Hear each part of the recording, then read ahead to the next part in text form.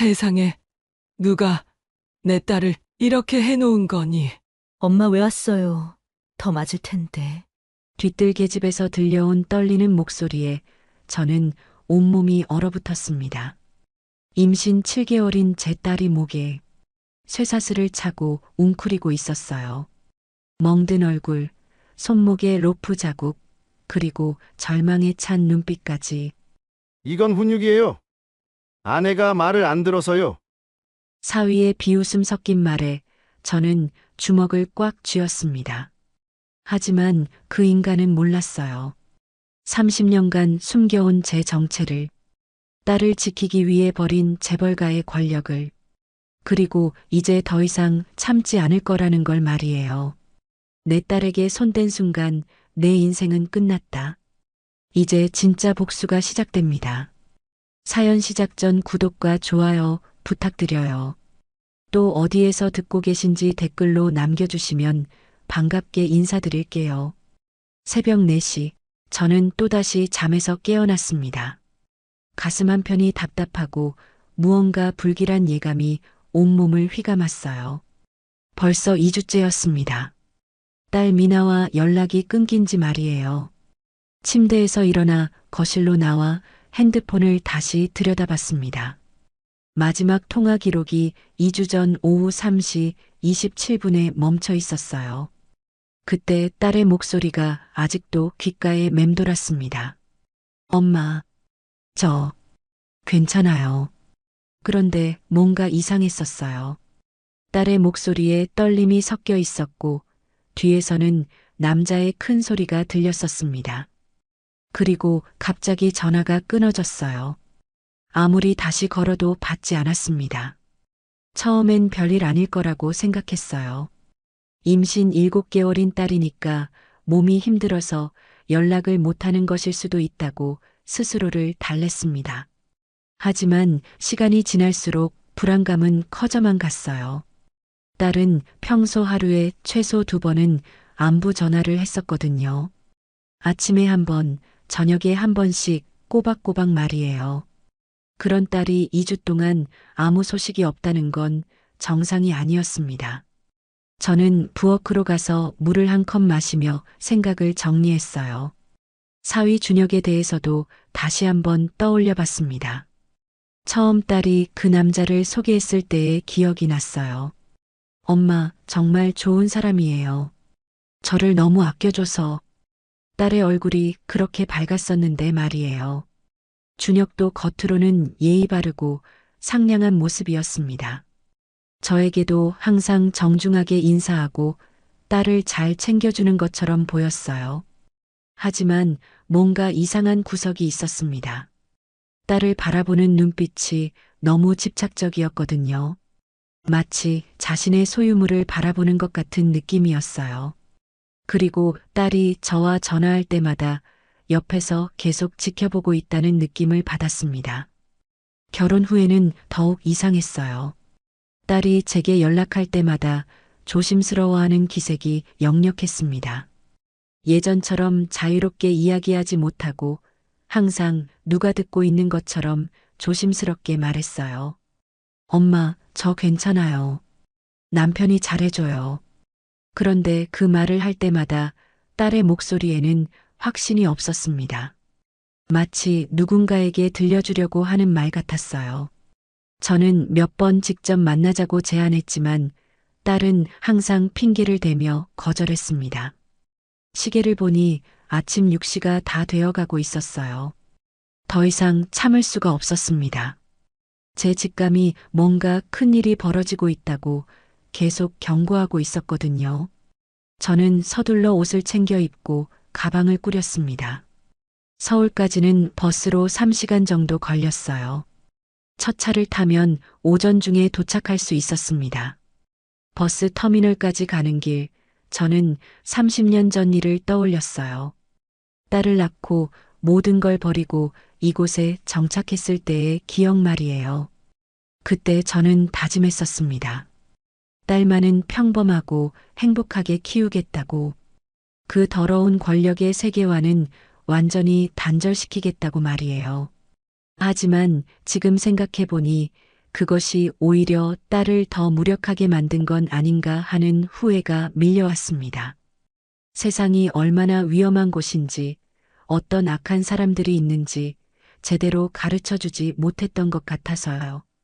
버스에 올라타며 저는 핸드폰을 다시 한번 확인했습니다. 여전히 딸에게서는 아무런 연락이 없었어요. 불안감이 점점 더 커져만 갔습니다. 서울로 가는 3시간 동안 저는 계속 최악의 상황들을 상상하며 불안해했어요. 혹시 딸에게 무슨 일이 생긴 건 아닐까? 임신 중인데 몸에 이상이 생긴 건 아닐까? 아니면 준혁이라는 남자가 딸에게 해를 가하고 있는 건 아닐까 하는 생각들이 머릿속을 맴돌았습니다. 드디어 서울에 도착했어요. 지하철을 갈아타고 딸이 살고 있는 동네로 향했습니다. 평소 같으면 미리 연락을 하고 갔겠지만 이번엔 그럴 수가 없었어요. 딸이 전화를 받지 않으니까 말이에요. 딸의 집 앞에 도착했을 때는 오후 1시쯤이었습니다. 작은 빌라 2층에 있는 집이었어요. 대문 앞에 서서 잠시 망설였습니다. 혹시 제가 너무 예민하게 반응하는 건 아닐까 하는 생각도 들었거든요. 하지만 벨을 누르는 순간 이상한 느낌이 들었어요. 평소 같으면 딸이 바로 뛰어나와서 반겨주었을 텐데 아무런 반응이 없었습니다. 한 번 더 벨을 눌러봤지만 여전히 조용했어요. 그때 옆집에서 중년 여성이 나오더니 저에게 말을 걸었습니다. 혹시 미나 씨 찾으세요? 네, 저 미나 엄마인데요. 연락이 안 돼서 왔어요. 아, 그러시구나. 요즘 정말 조용해서 며칠 전부터 아무 소리도 안 들려서 이상하다고 생각했거든요. 그 말을 듣는 순간 가슴이 철렁 내려앉았습니다. 며칠 전부터 조용했다는 건 뭔가 이상한 일이 벌어지고 있다는 뜻이었어요. 혹시 사위, 준혁 씨는 보셨어요? 아, 그 남자요? 며칠 전에 한 번 봤는데 뭔가 부자연스럽더라고요. 평소와 다르게 굉장히 조심스럽게 행동하는 것 같았어요. 저는 더 이상 망설일 수 없었습니다. 직접 집 안으로 들어가 봐야겠다고 결심했어요. 다행히 대문이 완전히 잠겨 있지 않아서 살며시 열고 들어갈 수 있었습니다. 집 앞마당에 들어서자마자 이상한 냄새가 났어요. 뭔가 썩은 것 같은, 그리고 약간 비릿한 냄새였습니다. 현관문을 노크해 봤지만 역시 아무런 대답이 없었어요. 그때 뒤쪽에서 희미한 소리가 들렸습니다. 마치 누군가 신음하는 것 같은 소리였어요. 저는 조심스럽게 집 뒤편으로 돌아가 봤습니다. 뒷뜰에는 작은 계집이 하나 있었어요. 평소에 개를 키웠다는 얘기는 들어본 적이 없었는데 말이에요. 그런데 그 계집에서 계속 소리가 나고 있었습니다. 가까이 다가가서 보는 순간 저는 온 세상이 무너지는 것 같았어요. 엄마, 왜 왔어요? 더 맞을 텐데. 그 안에 딸이 있었습니다. 제 딸 미나가 계집 안에서 웅크리고 있었어요. 목에는 쇠사슬이 채워져 있었고 손목에는 로프 자국이 선명했습니다. 얼굴은 멍으로 부어 있었고 임신한 배는 보호할 겨를도 없이 차가운 바닥에 닿아 있었어요. 미나야, 이게 무슨 일이야? 저는 급히 계집 문을 열고 딸을 끌어안았습니다. 딸의 몸이 너무 차가웠어요. 그리고 온몸이 떨리고 있었습니다. 엄마, 집에 가요. 제발. 딸이 떨리는 목소리로 말했지만 저는 차마 움직일 수가 없었어요. 도대체 무슨 일이 벌어진 건지 이해할 수 없었습니다. 그때 뒤에서 남자의 목소리가 들렸어요. 장모님, 왜 허락도 없이 들어오셨어요? 돌아보니 사위 준혁이 서 있었습니다. 평소와 달리 차가운 표정이었어요. 그리고 그의 눈빛에는 뭔가 섬뜩한 것이 담겨 있었습니다. 이게 무슨 짓이야? 내 딸을 왜 이런 곳에? 저는 분노로 온몸이 떨렸습니다. 하지만 준혁은 전혀 당황하는 기색 없이 냉정하게 대답했어요. 이건 훈육이에요. 아내가 말을 안 들어서 교육하고 있는 겁니다. 그 순간 저는 이 남자가 정상이 아니라는 걸 깨달았습니다. 임신한 아내를 계집에 가둬놓고 훈육이라고 말하는 사람이 어디 있겠어요? 너 미쳤어. 당장 미나를 놔줘. 장모님께서 이해하실 필요는 없어요. 이건 저희 부부 사이의 일이니까요. 그때 또 다른 목소리가 들렸습니다. 시어머니였어요. 맞아요. 그리고 어차피 보험금 받아야 하니까 말 잘 들어야지요. 그 말을 듣는 순간 저는 온몸에 소름이 돋았습니다. 보험금이라니 설마 이들이 딸을 죽이려고 하는 건 아니겠죠?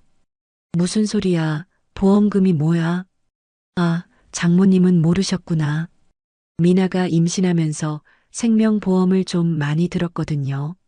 만약에 무슨 일이라도 생기면 시어머니의 말을 들으며 저는 이들의 계획을 어렴풋이 짐작할 수 있었어요. 이들은 딸을 죽이고 보험금을 타낼 생각이었던 것입니다. 너희들 미쳤구나. 제가 중얼거리자 준혁이 한 발짝 더 다가왔어요. 그의 눈빛이 더욱 차갑게 변했습니다. 아줌마도 조심하세요. 사고는 언제 날지 모르니까요. 그 말 속에 담긴 위협을 느낀 순간 저는 깨달았습니다. 이제 더 이상 숨어서 평범하게 살 수는 없다는 걸 말이에요. 30년간 묻어두었던 과거를 꺼내야 할 때가 온 것입니다. 딸을 안고 그곳을 빠져나오면서 저는 결심했어요. 이제 정말로 그들과 전쟁을 시작하겠다고 말이에요. 딸을 안고 병원으로 달려가는 택시 안에서 저는 온몸이 떨렸습니다. 미나는 제 품에서 의식을 잃었다 깼다 하며 계속 중얼거리고 있었어요. 엄마, 무서워요. 또 올까봐. 딸의 떨리는 목소리를 들으며 저는 가슴이 찢어지는 것 같았습니다. 도대체 그 악마 같은 놈들이 제 딸에게 무슨 짓을 한 건지 상상만 해도 분노가 치밀었어요. 병원 응급실에 도착하자마자 의료진들이 미나를 응급실로 옮겼습니다.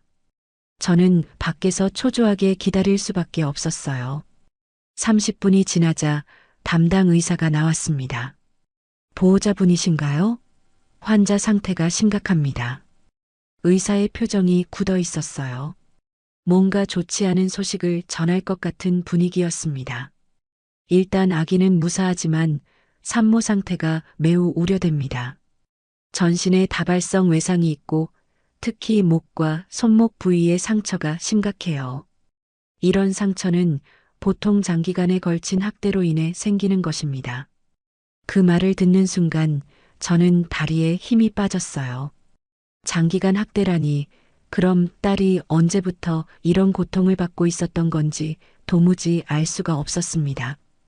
혹시 얼마나 오랫동안 이런 상황이었을까요? 상처의 흔적을 보면 최소 몇 개월은 된 것 같습니다. 그리고 영양실조 증상도 심각해요. 제대로 먹지 못한 지 꽤 오래된 것 같습니다. 의사의 설명을 들으며 저는 자책감에 빠졌어요. 딸이 이렇게 고통받고 있는 동안 저는 아무것도 모르고 있었던 것입니다. 더 빨리 알아차렸어야 했는데, 더 자주 연락하고 만났어야 했는데 하는 후회가 밀려왔습니다. 지금 입원 수속을 도와드릴게요. 그리고 이런 경우에는 보통 경찰에 신고를 하게 되어 있습니다. 네, 알겠습니다. 제발 딸이 무사하기만 하면. 딸이 병실로 옮겨진 후 저는 그제서야 조금 안심할 수 있었어요. 하지만 딸의 창백한 얼굴과 온몸의 상처들을 보니 가슴이 미어졌습니다. 병실에서 딸의 짐을 정리하다가 저는 이상한 것들을 발견했어요. 딸의 가방 깊숙한 곳에서 작은 기계들이 나왔습니다.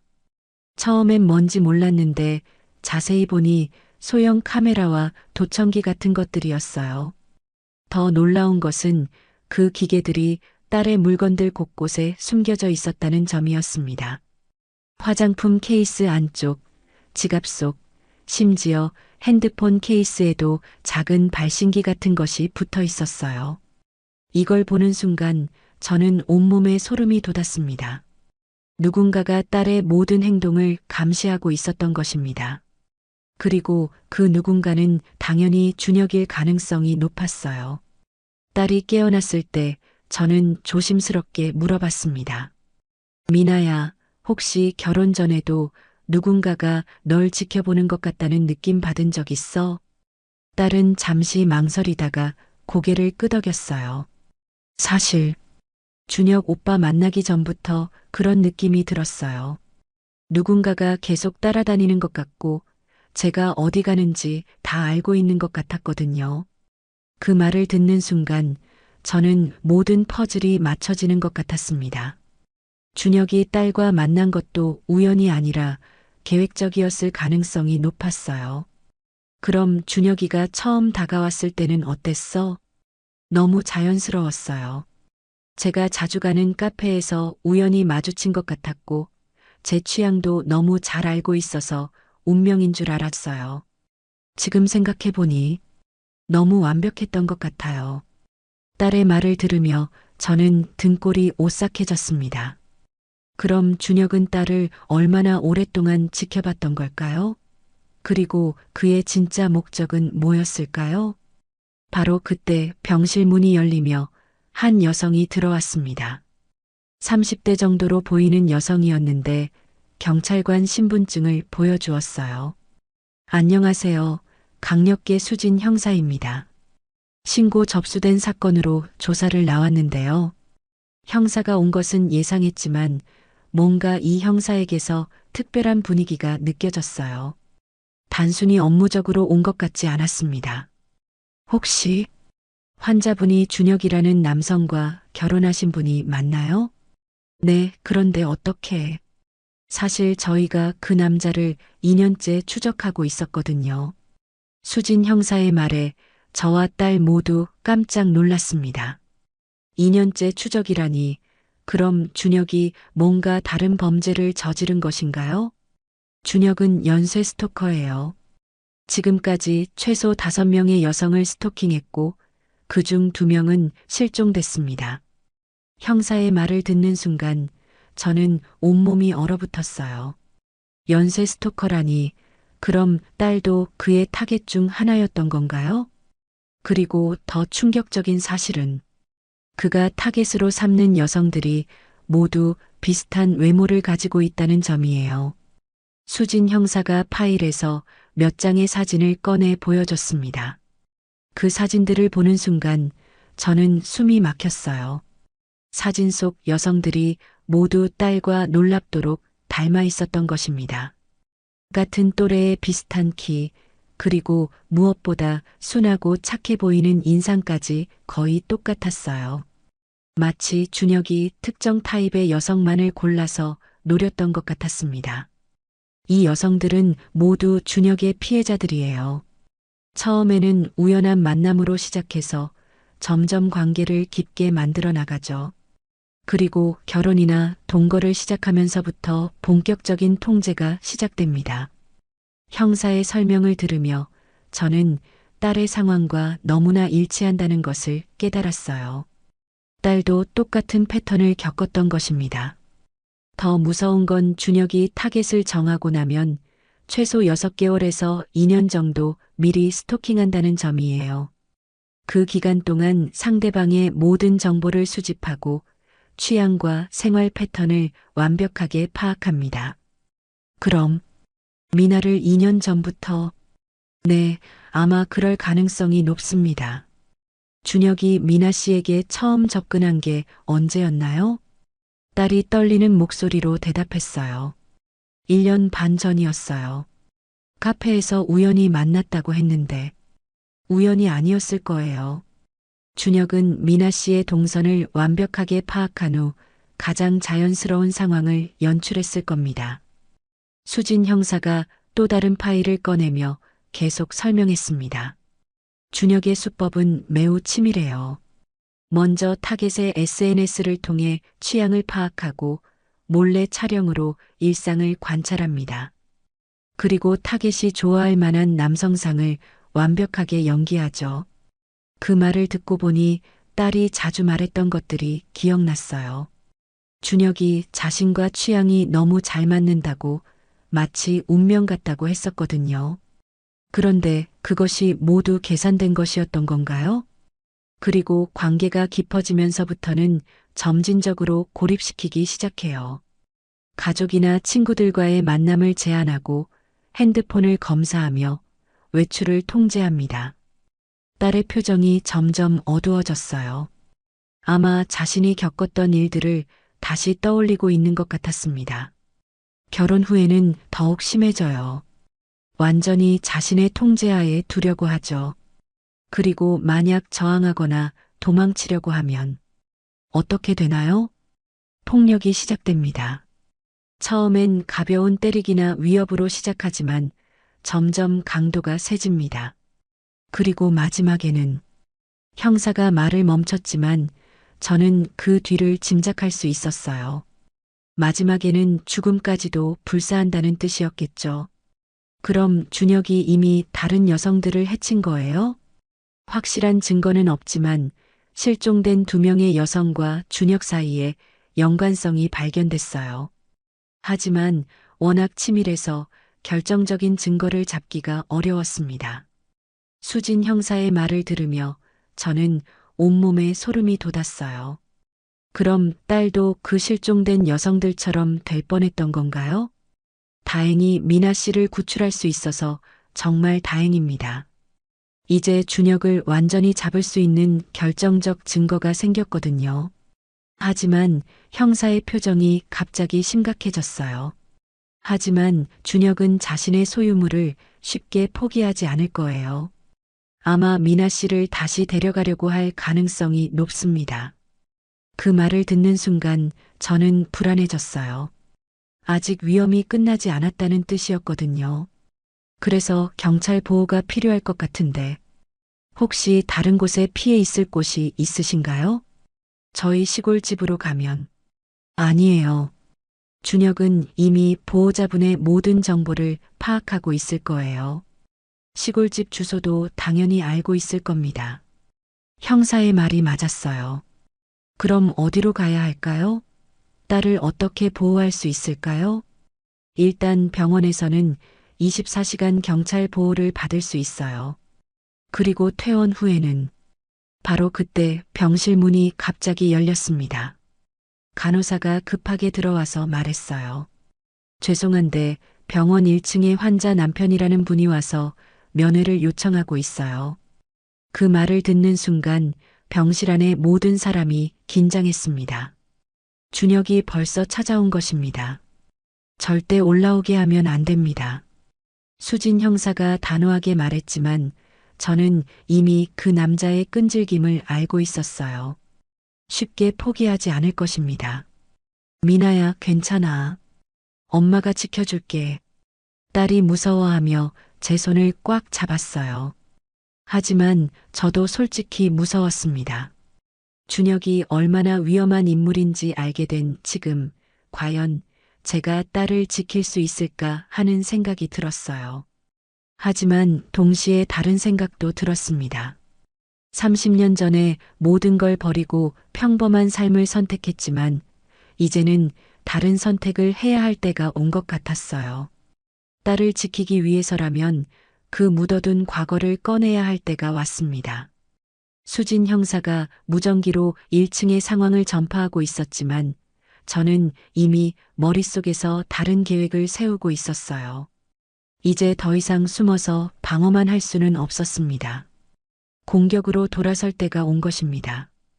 병실 창 밖을 바라보며 저는 30년 전 마지막으로 사용했던 그 번호를 떠올렸어요.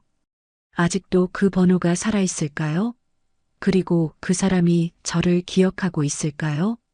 하지만 그런 것들은 중요하지 않았습니다. 지금 가장 중요한 건 딸을 지키는 것이었거든요. 그리고 그 악마 같은 놈을 완전히 무너뜨리는 것이었습니다. 병원 복도에서 준혁의 목소리가 들려오자 저는 30년 전 일을 떠올렸습니다. 그때도 이렇게 누군가를 지켜야 하는 상황이었어요. 하지만 그때와 지금은 상황이 달랐습니다. 그때는 도망칠 수 있었지만 이제는 더 이상 도망칠 곳이 없었어요. 1994년 제가 26이었을 때의 일이었습니다. 그때 저는 서울의 한 작은 서점에서 일하고 있었어요. 평범한 일상을 보내고 있던 어느 날 한 남자가 서점에 들어왔습니다.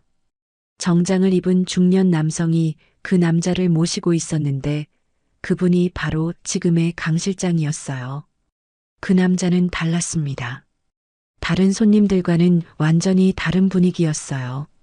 비싼 옷을 입고 있었지만 거만하지 않았고 책을 고르는 모습이 진지했습니다. 그가 바로 태준, 현재 대한민국에서 손꼽히는 재벌 기업의 회장이었어요. 처음에는 단순한 인연이었습니다. 그가 찾던 희귀한 책을 제가 구해다 드린 것이 시작이었어요. 그 후로 그는 자주 서점에 오게 되었고 저희는 자연스럽게 가까워졌습니다. 이 책 정말 좋네요. 어떻게 이런 책을 알고 계셨어요? 저도 독서를 좋아해서요. 특히 이런 철학서들을 즐겨 읽어요. 대화를 나누면서 저는 그가 단순한 재벌 2세가 아니라는 걸 알 수 있었어요. 깊은 사고력을 가지고 있었고 무엇보다 진심으로 사람을 대하는 따뜻함이 있었습니다. 몇 달 후 그의 정체를 알게 되었을 때 저는 충격을 받았어요. 신문에서나 보던 대기업 회장이 평범한 서점 직원인 저에게 관심을 보인다는 것이 믿기지 않았습니다. 하지만 그는 진심이었어요. 저의 배경이나 집안을 따지지 않았고 있는 그대로의 저를 사랑해 준다고 말했습니다. 그래서 저도 그를 사랑하게 되었어요. 결혼은 조용히 치렀습니다. 언론의 관심을 피하기 위해 해외에서 작은 결혼식을 올렸어요. 신혼 초기에는 정말 행복했습니다. 그는 저를 세상에서 가장 소중한 사람처럼 대해 주었고 저 역시 그런 그를 사랑했어요. 하지만 현실은 녹록지 않았습니다. 재벌가의 며느리가 된다는 것은 제 상상보다 훨씬 복잡하고 어려운 일이었어요. 시댁 식구들의 시선, 언론의 관심, 그리고 무엇보다 끊임없는 권력 다툼이 있었습니다. 특히 임신을 하고 나서부터는 상황이 더욱 복잡해졌어요. 집안의 후계자를 낳는다는 것이 얼마나 큰 의미인지 그때야 깨달았습니다. 모든 사람들이 제 뱃속의 아이에게 관심을 보였고 그것이 저에게는 큰 부담이었어요. 이 아이가 태어나면 어떤 삶을 살게 될까요? 임신 7개월쯤 되었을 때 저는 남편에게 이런 질문을 했었어요. 그때까지도 저는 이 모든 것이 아이에게 좋은 환경이라고 생각했거든요. 하지만 점점 의문이 들기 시작했습니다. 걱정하지 마세요. 최고의 교육을 받게 하고 세상에서 가장 행복하게 키울 거예요. 남편의 대답은 진심이었어요.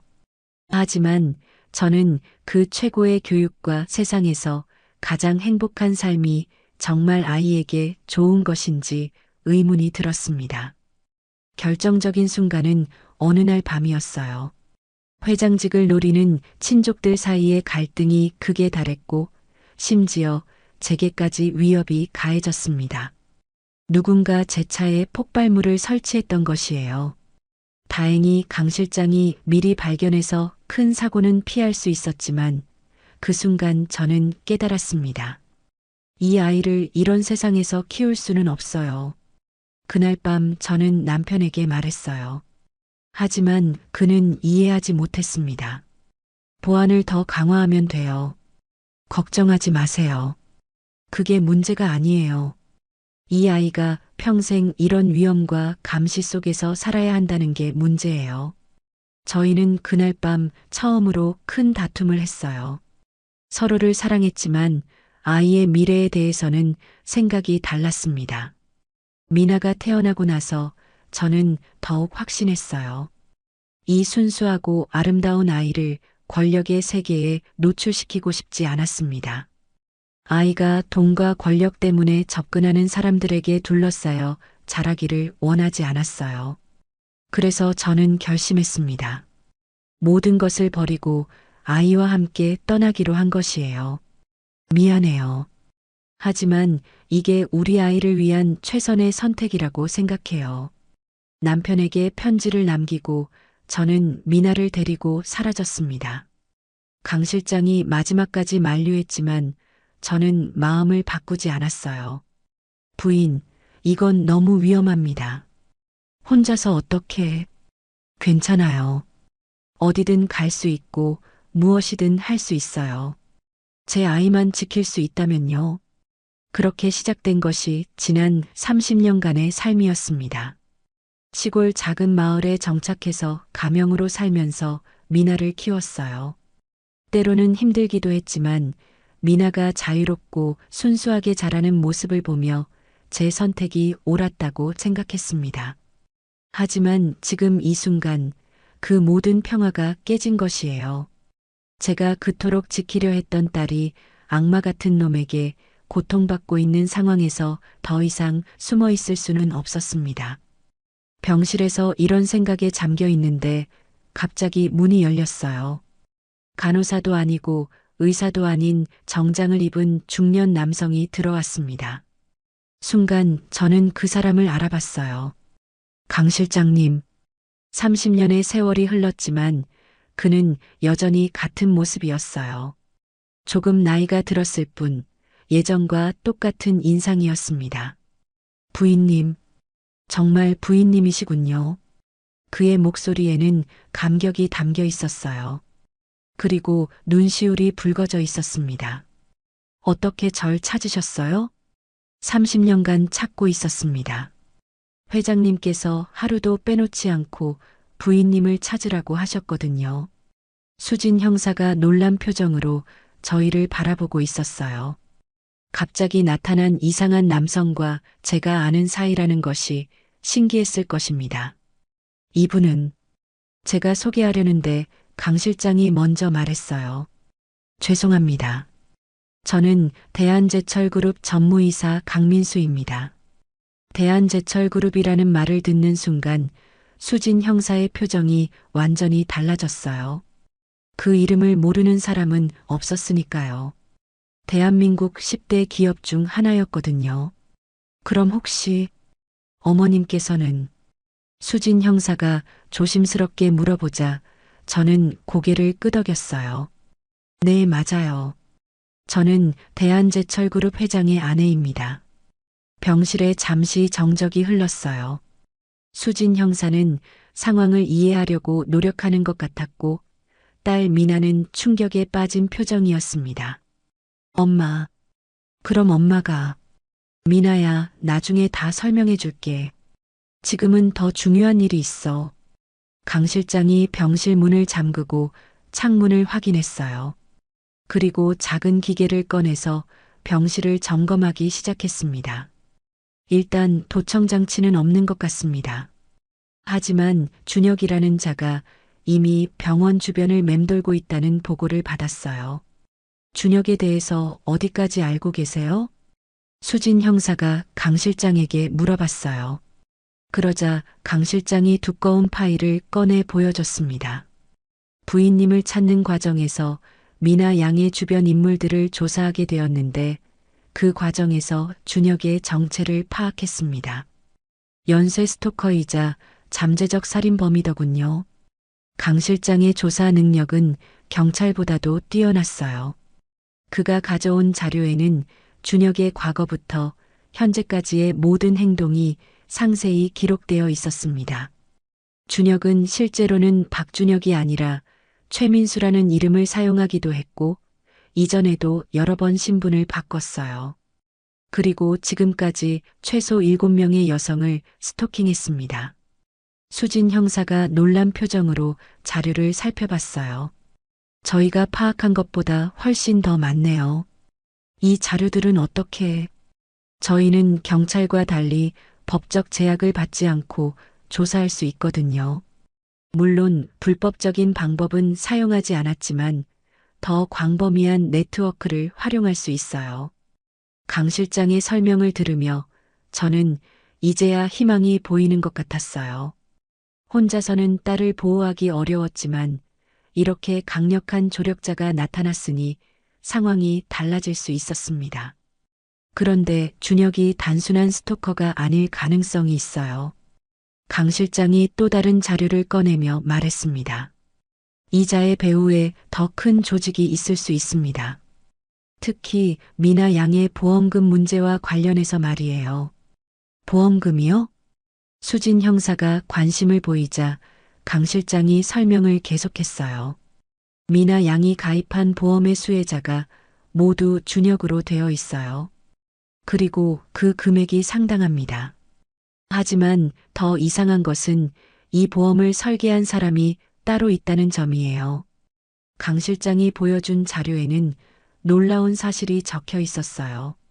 준혁의 어머니가 보험 설계에 깊이 관여했을 뿐만 아니라 심지어 다른 보험 사기 사건들과도 연루되어 있었던 것입니다. 그럼 이들이 계획적으로 미나 양을 타겟으로 삼아 결혼시키고 적절한 시점에서 사고를 조작해 보험금을 타낼 계획이었던 것 같습니다. 그 말을 듣는 순간 저는 온몸에 소름이 돋았어요. 딸이 얼마나 위험한 상황에 있었던 건지 이제야 완전히 이해했습니다. 하지만 이제는 상황이 달라졌어요. 강 실장이 제 쪽을 바라보며 말했어요.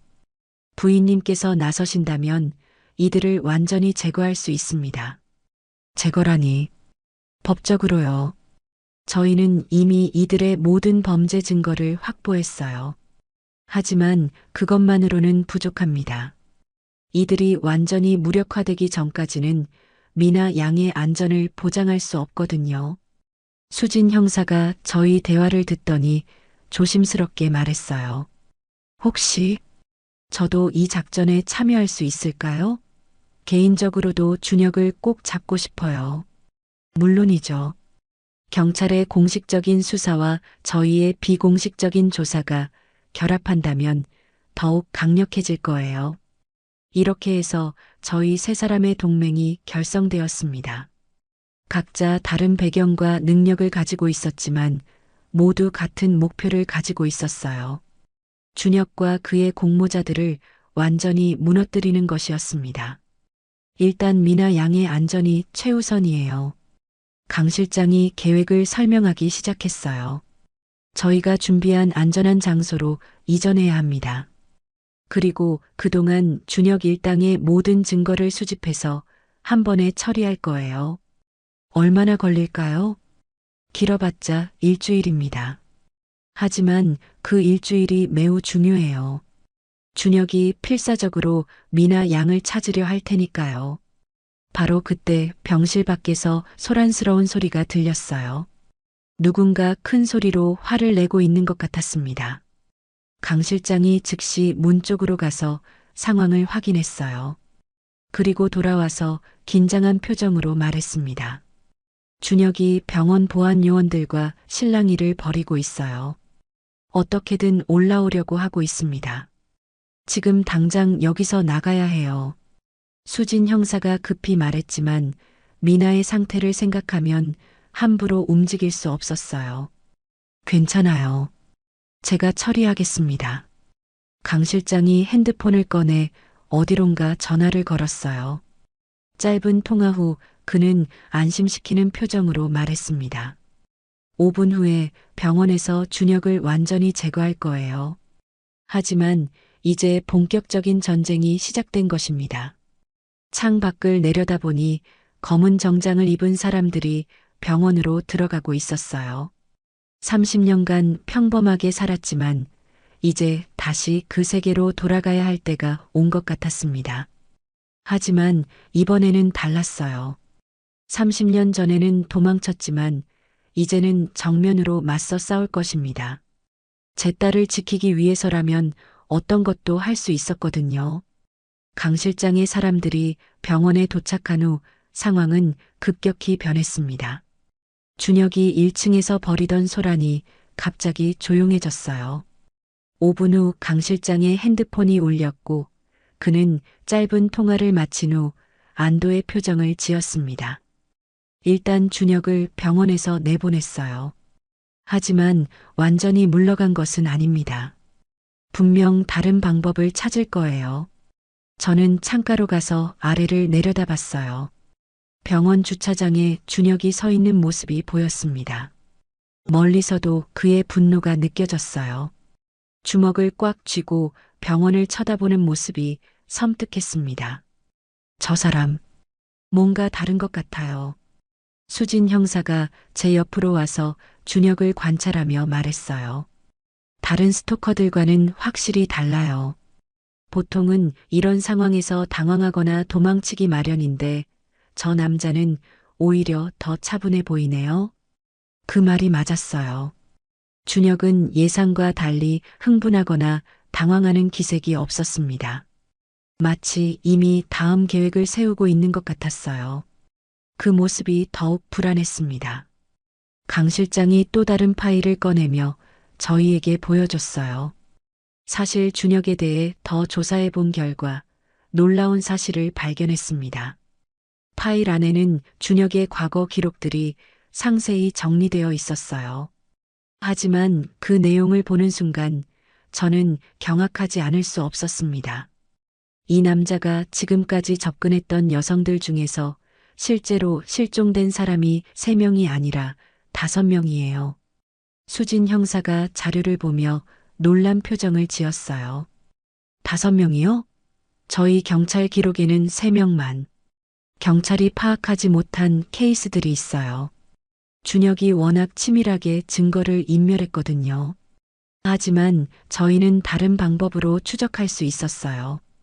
강 실장의 설명에 따르면 준혁의 범죄는 저희가 생각했던 것보다 훨씬 체계적이고 잔혹했어요. 단순한 스토킹이 아니라 계획적인 연쇄살인에 가까웠습니다. 그리고 더 충격적인 사실은 준혁이 이런 일을 혼자 하는 게 아니라는 점이에요. 혼자가 아니라니요? 네, 그의 어머니뿐만 아니라 다른 공모자들이 있어요. 마치 조직적으로 운영되고 있는 것 같습니다. 그 말을 듣는 순간 저는 온몸에 소름이 돋았어요. 그럼 미나가 개인의 관계가 아니라 조직적인 범죄의 피해자였다는 뜻이었거든요. 이들의 수법을 보면 매우 체계적이에요.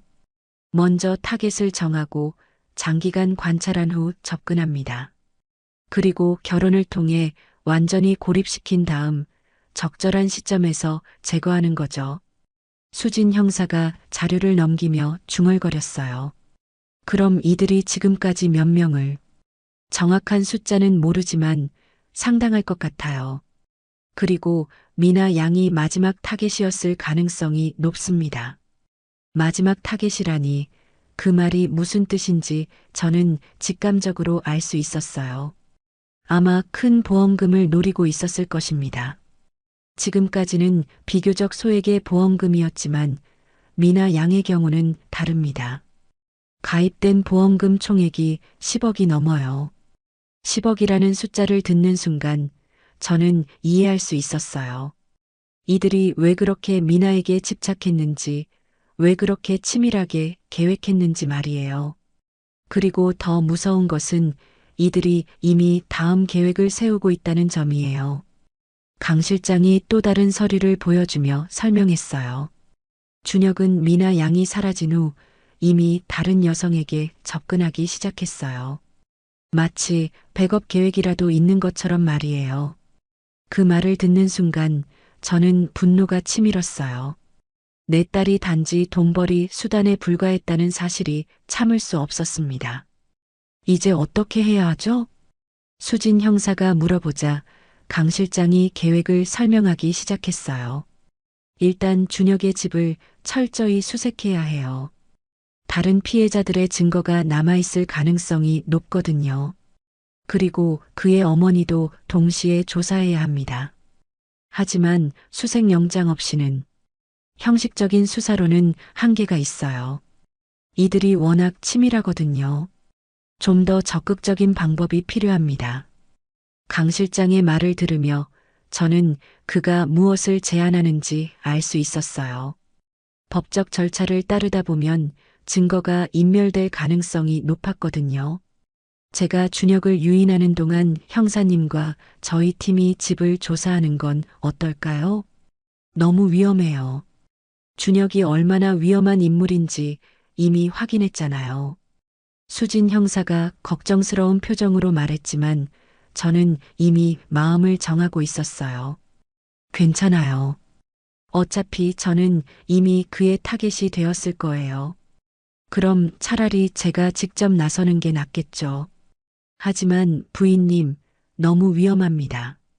강 실장도 반대했지만 저는 의견을 바꾸지 않았어요.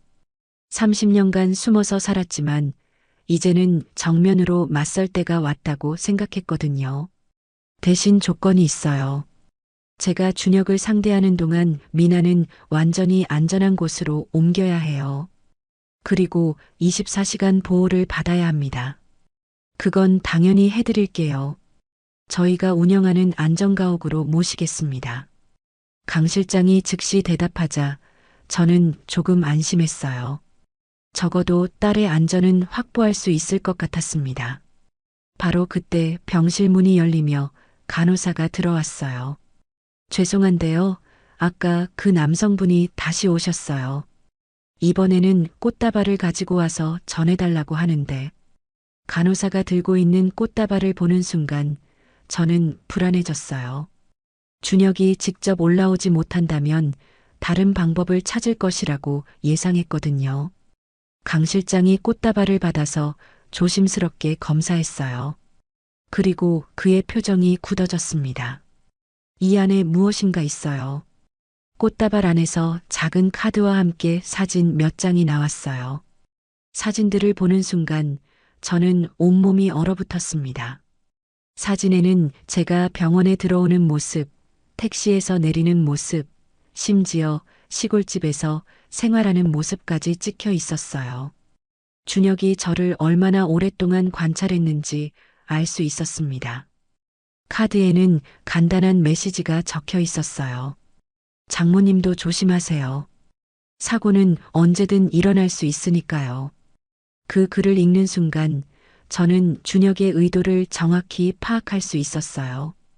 이것은 협박이었고 동시에 선전포고였습니다. 이제 정말로 전쟁이 시작된 것 같네요. 수진 형사가 사진들을 보며 중얼거렸어요. 하지만 저는 오히려 다행이라고 생각했습니다. 준혁이 이렇게 노골적으로 나온다면 오히려 대응하기가 쉬워질 수 있었거든요. 좋아요. 그럼 우리도 본격적으로 시작하죠. 저는 강 실장과 수진 형사를 보며 말했어요. 일단 미나를 안전한 곳으로 옮기고 준혁의 집 수색을 진행하세요. 저는 준혁을 직접 상대하겠어요. 하지만 부인님 혼자서는 혼자가 아니에요. 저에게도 30년간 준비해온 것들이 있거든요. 저는 가방에서 오래된 핸드폰을 꺼냈어요. 30년 전부터 가지고 있었지만 단 한 번도 사용하지 않았던 핸드폰이었습니다.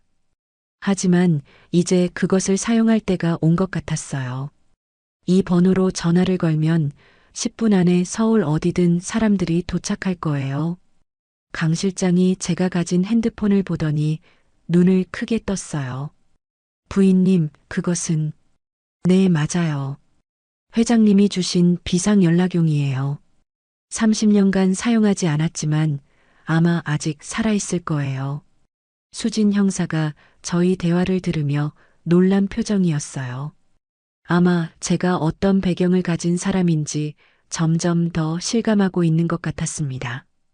그럼 정말로 대한제철그룹의 모든 자원을 사용할 수 있다는 말씀이신가요? 그렇게 될 거예요. 하지만 그 전에 확인해 봐야 할 것이 있어요. 저는 30년간 가지고 있었던 의문을 해결해야 했어요. 과연 그 사람이 아직도 저를 기다리고 있을까요? 아니면 이미 다른 삶을 살고 있는 건 아닐까요? 하지만 그런 것들은 중요하지 않았어요. 지금 중요한 건 딸의 안전이었고 그 악마 같은 놈들을 처벌하는 것이었습니다. 일단 작전을 시작하죠.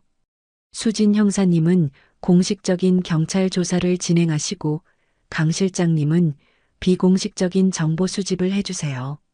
저는 잠시 망설였어요.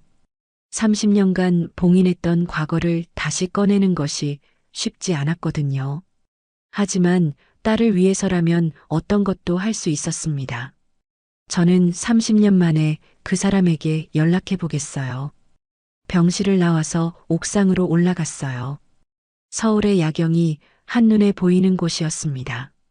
30년 전 이 도시를 떠날 때의 기억이 다시 떠올랐어요. 그때는 다시는 돌아오지 않을 거라고 생각했었는데 말이에요. 핸드폰을 켜니 오래된 화면이 나타났어요. 하지만 아직 작동하고 있었습니다.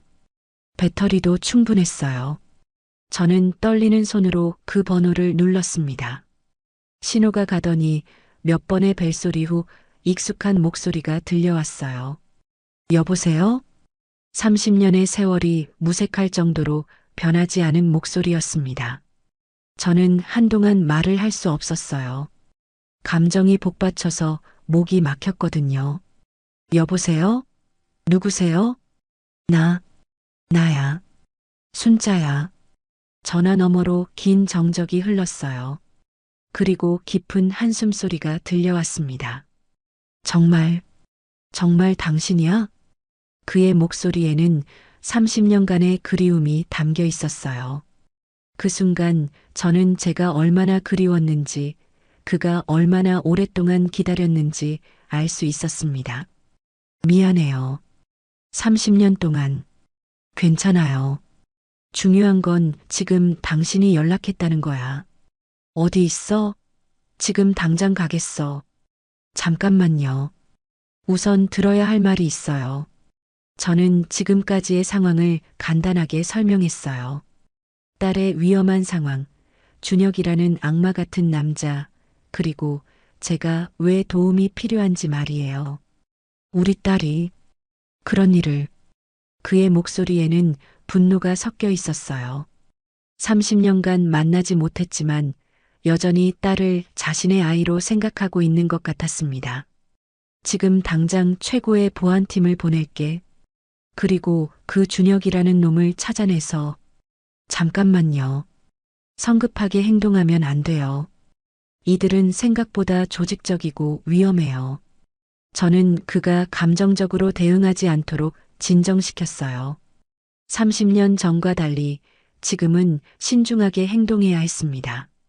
알겠어요. 당신이 원하는 대로 하겠어. 하지만 이번에는 절대 다시 놓지 않을 거야.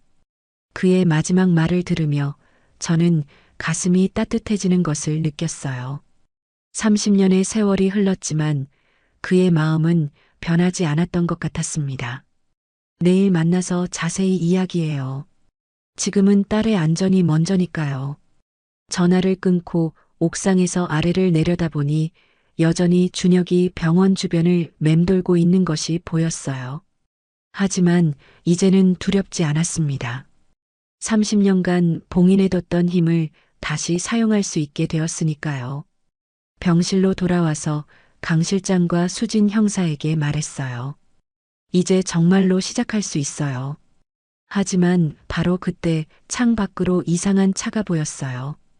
검은색 SUV가 병원 맞은편에 주차되어 있었는데 그 안에서 누군가 망원경으로 저희를 지켜보고 있는 것 같았습니다. 준혁이 혼자가 아니라는 강 실장의 말이 맞는 것 같았어요.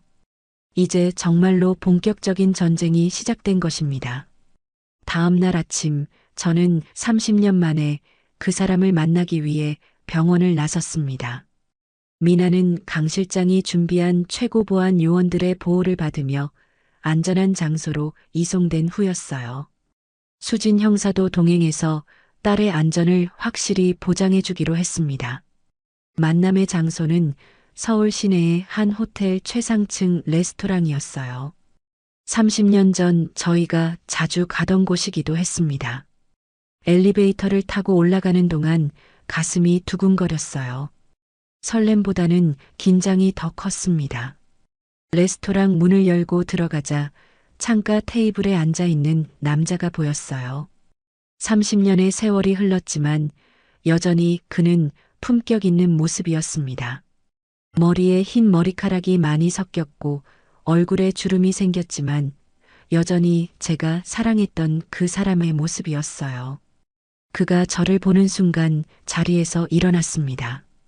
그의 눈에는 30년간의 그리움과 안도감이 동시에 담겨 있었어요. 순자, 그 한마디에 모든 것이 담겨 있었습니다. 저도 가슴이 뭉클해져서 한동안 말을 할 수 없었어요. 서로 마주 앉은 후 한참 동안 침묵이 흘렀습니다. 너무 많은 이야기할 것들이 있었지만 어디서부터 시작해야 할지 모르겠더라고요. 미나는 어때요? 많이 다쳤나요? 그가 먼저 딸 걱정을 하는 모습을 보며 저는 역시 이 사람은 변하지 않았구나 싶었어요. 30년간 만나지 못했지만 여전히 딸을 걱정하고 있었던 것입니다. 지금은 안전한 곳에 있어요. 하지만 아직 위험이 완전히 사라진 건 아니에요. 저는 준혁과 그의 조직에 대해 알게 된 모든 정보를 상세히 설명했어요. 그가 단순한 개인이 아니라 조직적으로 범죄를 저지르고 있다는 것, 그리고 미나가 얼마나 위험한 상황에 있었는지 말이에요. 10억 원의 보험금이라. 그의 표정이 점점 굳어졌어요. 자신의 딸이 돈 때문에 목숨을 잃을 뻔했다는 사실이 얼마나 충격적이었을지 상상할 수 있었습니다. 그놈들을 절대 용서할 수 없어요. 그의 목소리에는 30년간 쌓인 분노가 담겨 있었어요. 아마 딸을 지켜주지 못했다는 자책감과 그런 일을 당하게 만든 자들에 대한 분노가 함께 섞여 있었을 것입니다. 하지만 성급하게 행동하면 안 돼요. 준혁은 생각보다 훨씬 위험한 사람이에요. 저는 그가 감정적으로 대응하지 않도록 주의를 줬어요. 물론 그도 30년간 기업을 경영하면서 많은 경험을 쌓았겠지만 이번 일은 개인적인 감정이 개입된 문제였거든요. 알고 있어요. 이미 강 실장을 통해 상당한 정보를 파악했어요. 그리고 대응 계획도 세웠고요. 그가 말하는 대응 계획이라는 것이 무엇인지 궁금했지만 동시에 약간 걱정도 되었어요. 너무 강력한 방법을 사용하면 오히려 상황이 복잡해질 수도 있었거든요. 어떤 계획인가요? 일단 최고의 법무팀을 투입했어요. 준혁과 그의 공모자들을 법적으로 완전히 제거할 수 있는 방법을 찾고 있어요. 그리고 동시에 사설조사팀도 투입해서 추가 증거를 수집하고 있고요. 그의 설명을 들으며 저는 과연 재벌의 힘이 어느 정도인지 새삼 실감했어요. 30년 전에 제가 떠난 이유 중 하나가 바로 이런 거대한 힘이 부담스러웠기 때문이었는데 지금은 그 힘이 필요한 상황이었습니다. 하지만 가장 중요한 건 미나의 안전이에요. 다른 건 나중에 생각하더라도 일단 딸이 안전해야 해요. 당연하죠. 이미 최고 수준의 보안팀을 배치했어요. 24시간 경호하고 있고 안전가옥도 완벽하게 준비되어 있어요. 그의 말을 듣고 조금 안심이 되었지만 동시에 준혁의 끈질김을 생각하면 여전히 불안했어요. 그가 쉽게 포기할 사람이 아니라는 것을 이미 확인했거든요. 그런데 순자 하나 물어봐도 될까요? 갑자기 그의 표정이 진지해졌어요. 30년 전에 왜 아무 말 없이 떠났었나요? 정말 이해할 수 없었어요. 저는 이 질문이 나올 것을 예상하고 있었어요. 30년간 그가 가장 궁금해했을 것이었거든요. 미안해요. 하지만 그때는 그게 최선이라고 생각했어요. 저는 30년 전의 상황을 다시 설명했어요. 임신 중에 받았던 위협, 아이의 미래에 대한 걱정, 그리고 평범한 삶에 대한 갈망 같은 것들 말이에요. 딸만은 그런 세계와 상관없이 키우고 싶었어요. 돈과 권력 때문에 접근하는 사람들에게 둘러싸여 자라는 것을 원하지 않았거든요. 하지만 그렇다고 해서 혼자 감당할 일은 아니었죠. 함께 방법을 찾을 수 있었을 텐데. 그의 말이 맞았어요. 하지만 그때는 너무 어렸고 두려웠습니다. 거대한 힘과 그에 따르는 책임이 감당하기 어려웠어요. 지금 생각해보니 잘못된 선택이었을 수도 있어요. 하지만 후회하지는 않아요.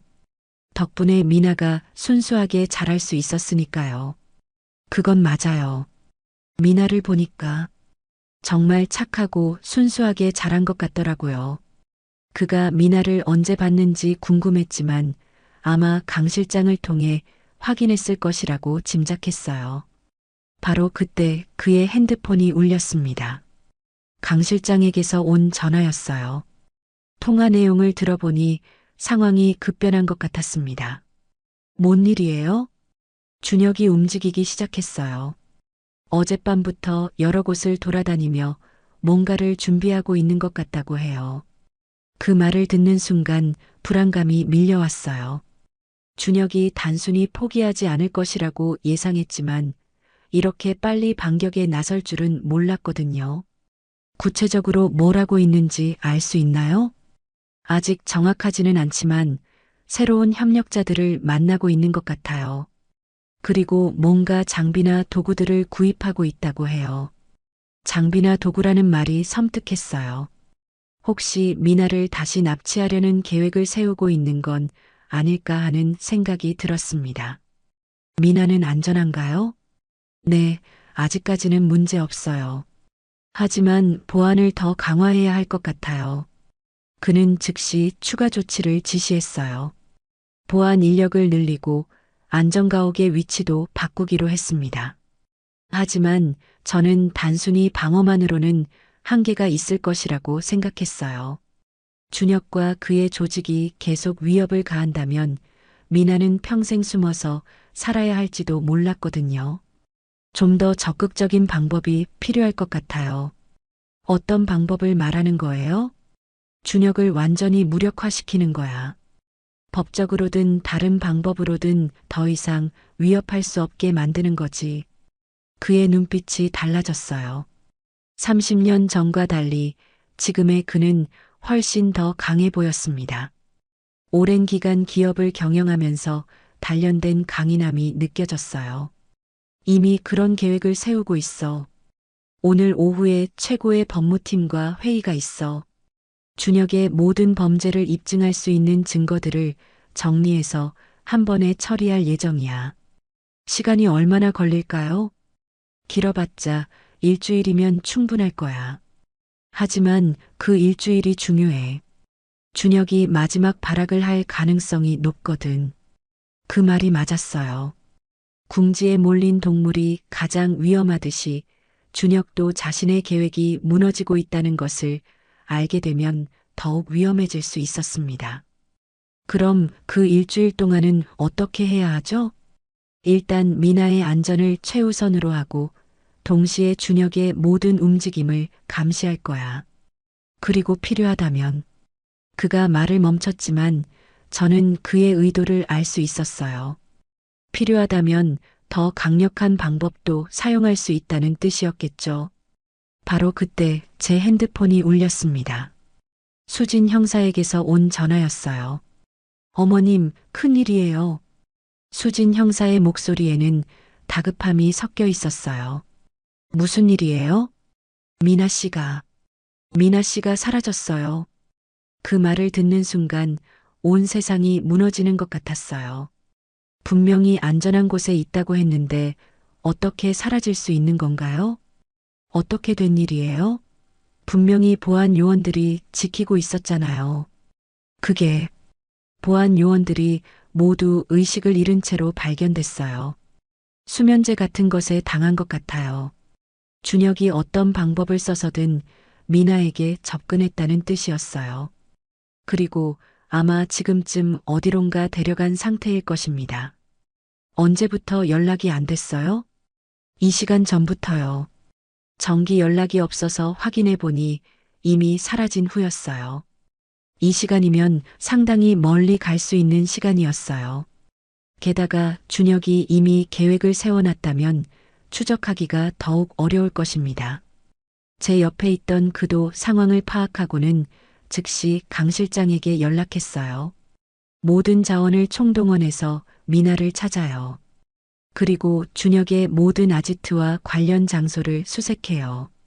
하지만 저는 준혁이 그렇게 쉽게 찾을 수 있는 곳에 미나를 숨겨놨을 것이라고 생각하지 않았어요. 분명히 더 치밀한 계획이 있을 것입니다. 수진 형사님, 현장에 뭔가 단서는 없었나요? 그게 이상한 편지 한 통이 남겨져 있었어요. 편지라니 준혁이 무슨 메시지를 남긴 것 같았어요. 뭐라고 쓰여 있어요? 장모님께서 직접 오시면 미나를 돌려드리겠다고 되어 있어요. 그리고 혼자 와야 한다고 하네요. 결국 준혁의 진짜 목표는 미나가 아니라 저였던 것 같았어요. 미나를 미끼로 저를 유인하려는 계획이었습니다. 장소는 어디라고 되어 있나요? 경기도 어느 산골의 폐공장이라고 되어 있어요. 오늘 밤 12시까지 혼자 오라고 하네요. 그 말을 듣는 순간 저는 이미 결심을 굳혔어요. 위험하다는 것을 알고 있었지만 딸을 구하기 위해서라면 어떤 위험도 감수할 수 있었습니다. 절대 안 돼요. 너무 위험해요. 제 옆에 있던 그가 강력히 반대했어요. 함정이라는 걸 뻔히 아는데 어떻게 그곳에 갈 수 있어요? 하지만 다른 방법이 있나요? 미나가 위험한 상황인데 가만히 있을 수는 없어요. 그럼 함께 가요. 보안팀을 대거 투입해서 확실하게 처리하자고요. 하지만 저는 그것도 위험하다고 생각했어요. 준혁이 보안팀을 발견하면 미나에게 해를 가할 수도 있었거든요. 일단 가족과 수진 형사님과 함께 대책을 세워봐요.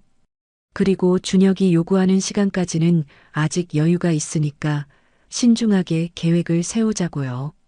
저희는 급히 호텔을 나와서 강 실장이 준비한 안전한 장소로 이동했어요.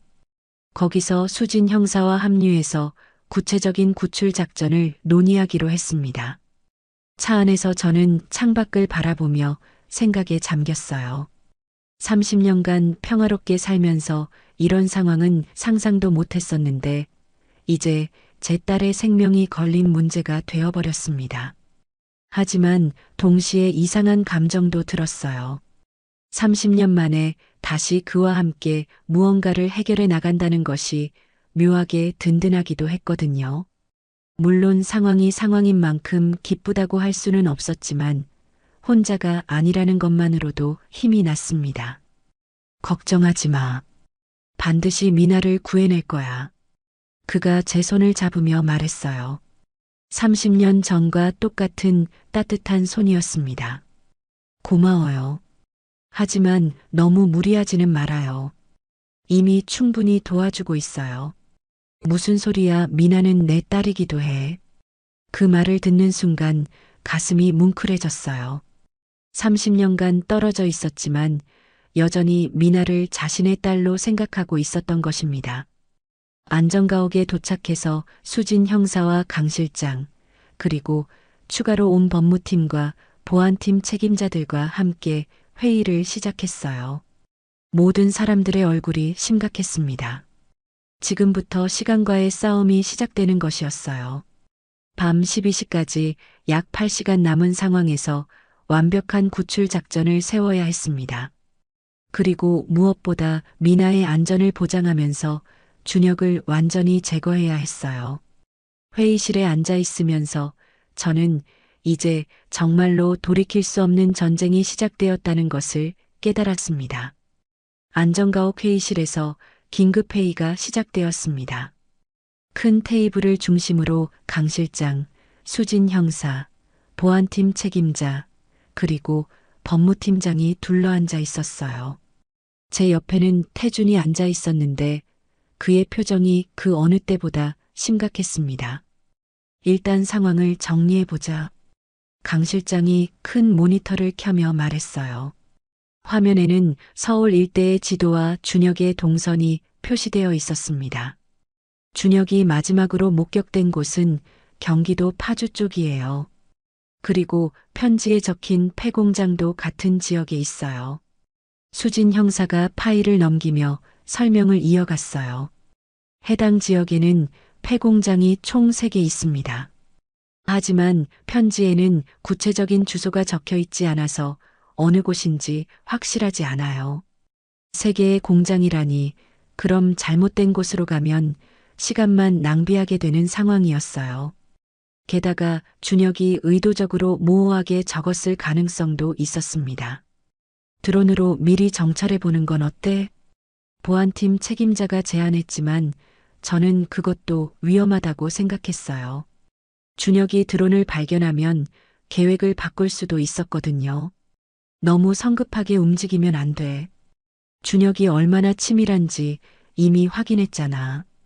태준이 제게 말하는 목소리에는 30년 전과 똑같은 따뜻함이 있었어요. 하지만 동시에 걱정도 가득했습니다. 알아요. 하지만 시간이 많지 않잖아요. 이미 오후 3시인데 밤 12시까지는 9시간밖에 남지 않았어요. 저는 시계를 보며 조급해했지만 동시에 차분하게 계획을 세워야 한다는 것도 알고 있었어요. 감정적으로 행동하면 미나를 더 위험하게 만들 수 있었거든요. 일단 3군데 폐공장을 동시에 수색해보자. 강 실장이 새로운 계획을 제시했어요. 각 팀마다 정찰 요원을 배치해서 미나 양의 위치를 먼저 파악하는 거야. 그리고 확인되면 즉시 구출 작전을 시작하고 그 계획이 가장 현실적이었어요. 하지만 문제는 인력이었습니다. 3곳을 동시에 수색하려면 상당한 인력이 필요했거든요. 인력은 걱정하지 마. 이미 30명의 전문 요원들이 대기하고 있어. 태준이 자신 있게 말했어요. 역시 재벌의 힘은 상상 이상이었습니다. 하지만 문제는 준혁이 순자를 직접 만나려고 한다는 거야. 분명히 함정이 있을 거야. 수진 형사의 말이 맞았어요. 준혁이 저를 혼자 오라고 한 것에는 분명 다른 이유가 있을 것입니다. 혹시 준혁의 진짜 목적이 미나가 아니라 장모님일 수도 있어요.